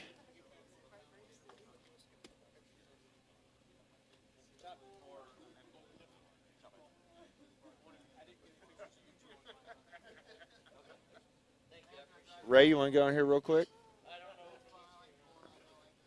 So we're going to bring Ray in real quick. Shootout winner, Ray Spink. Woo! $450. I'm tired, man. $450 on a $30 investment. Plus you got your $60 back for the entry. I'll take it. So I've been. So it's a $510 night. So I've been practicing a lot. We already discussed that. But what I've been practicing is I go to Plaza and I throw about 12 frames and I put away my shoes and my bowling balls and I leave. If I'm throwing it good, I don't overdo it because I'm not going to try to bowl myself into a funk. Well, and that's what we were talking about, Ray. I said, Ray practices, Zach bowls. I don't bowl that many games. I'm worn out, man. Well, my whole thing, Zach bowls, and he bowls leagues. But you go out and practice. We don't go out and practice like that. We just go bowl our leagues. I just practice the fundamentals, man. Try to get my steps in order and my release where it should be. But doing that is enough if someone doesn't do that. Yeah, but you can even do that in your house. You can do that. You're right. You know, it's really weird. You can find me walking down the street and I'll be acting like I'm bowling. They call it parking lot bowling, I guess. But, I worked last night until about 2:30 at the bar, and then I went and bowled this morning. And I bowled 5 games there. I came here and I was like, I haven't been bowling much. I don't know if I can do it. And I can tell you right now, I am worn out. Well, you just bowled 9 games. And here's 9 games the and thing. 6 earlier, or 5 earlier, excuse me. Let's just talk about the game against Chris. So your look on the left lane was, in so many words, terrible. Well, I needed to move left to get over the hook spot, but every time I set my ball where I wanted, it either jumped left off of the wood or it never got to the spot. And here was the thing, I got lucky. He should have beat me. He threw it way better than I did. Well, your first 4 shots on the left lane, you went high through the face twice, and rolled a 4, and then I rolled a 4-7, I think, or 4-10. I mean. Then you got a little light and left the 5-pin. So you still weren't comfortable on that lane. Oh, that lane was weird. And then I tried to double jump with a 6 and 3 left, and then it hooked even more. I was like, oh boy. And then your first ball in the 10th, you go runaway Brooklyn 5-pin. Terrible. And that's what I'm saying. And I said I think Chris has the advantage because Ray has to finish on that left lane, and you weren't comfortable over there. Luckily, you got through it. And it's crazy how the lanes differ because you go over to 3 and 4, and now you got the entire world. One thing I will say is everybody today that I bowled was a higher seed than me, and they all chose to go first on the left lane. One thing I've always been told from my mom, my dad, anybody that, bowls competitively, you don't let your opponent finish before you. You get up there and strike out in front of them. They all let me go first in the 10th frame, if I'm not mistaken. Yeah. And I would always prefer to bowl before they do. Oh, yeah, you would love to put the pressure on them. But if Chris would have got up and thrown, a double to make me strike in the 10th, that Brooklyn 5-pin, I lose. Yeah, for sure. Or the match before that where I barely won, same thing. For sure. And then you go to 3 and 4, and like I said, it just opens up. You got the whole world. Now, the one question I want to ask is because I didn't have the whole. I moved 6 left. Well, I was standing on 27 left of the last dot on the right lane and 24 left, and I was looking at 28. Well, we counted. But as long as I got it right, I knew it was going to finish. We counted 7 steps with every time you were in front of the ball return, you would move your feet Yeah, I 7 do. times? Anytime I move left of last dot, I always, well, unless it's like a PBA event or, you know, a hard sports shot. House shot, I move in threes. So if I'm standing left of last dot, I do it 3, 6, 9, Well, 12, so 15, here's the 18. one question So I I was had. standing on 27 and 24. I don't do it in less than 3 increments. Well, over the here's the one caps. question I had so when you stand in front of the ball return, most bowlers, when they go to the left lane, they stand up in that same spot. What you were doing was standing in front of the ball return on the right lane, but when you got to the left lane, you stood your farthest away back instead of taking those same amount of steps. Now, a lot of people that would throw their footwork off, you seem to be My a little footwork's pretty good. Well, I'm saying you seem to be a little more comfortable with it because, like I said, bowlers who stand in front of the ball return, when they go to the left lane, they're in front of the ball return, but they're on the left lane. But see, I account for that with the 3-board adjustment, just my personal system that I have. I have a system for spares, a system for everything, but I know I throw it harder on the left lane because I have more steps and I can get into the swing a little bit better. In front of the ball return, it's always about 3 boards difference, and I learned that in college. You know, like, oh, I threw it 15-5 on the right lane. Well, I stood in the same spot on the left lane, and, you know, it didn't hook. So I have a 3-board adjustment. That's why I move in threes over the last arrow usually. So Excuse me, last dot. I'm going to go over one more thing with you here. This was the most shocking but not knowing what he had to do moment. Chop it at 6-10. No. So Cameron Doyle has the front 11 tonight. Ball change. Ball change in the 12th. No. He didn't know what. Well, hold I on a know he second. had to win it. But to do the 500. But bucks. you also shake your head. Now, mind you, he doesn't know that when he changes those balls, that if he doesn't strike that 12th shot, he doesn't win that 500. Understand that. But here's the funny part. He switches, picks it up off the rack, puts it right back in his bag until the middle of the next game, and doesn't touch it. I mean, it's just incredible. I mean, you just don't realize. But when you're that good, you can do that kind of thing. And it's that's what house shot. people It's said. not like we're bowling on U.S. Open or anything.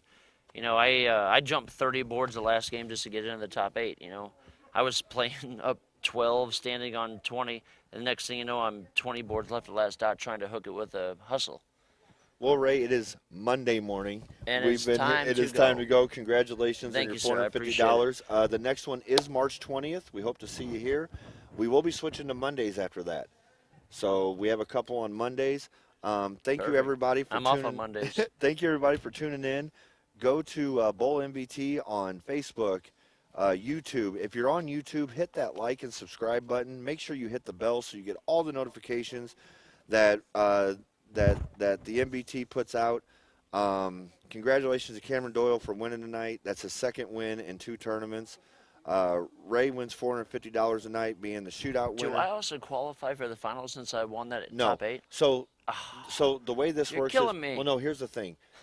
I'll take the money. It's all good. This shootout is a paid thing. I get it. A lot of people don't get into that, so we can't give points for it because you're paying to get I'll there. probably be out of town anyway, so it's all good. But I mean, you do get points for that, for being in the top 8 for that. Yeah. You do get your points. Heck yeah. So guys, tune in. We will be here on the 20th, which is our last Sunday until we switch over to Mondays. We had 43 people tonight. My name is Chase Rhodes. Thank you guys so much.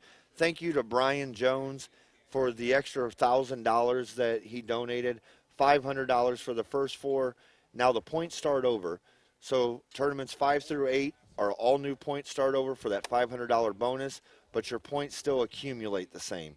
Just for that bonus, we will start over the points.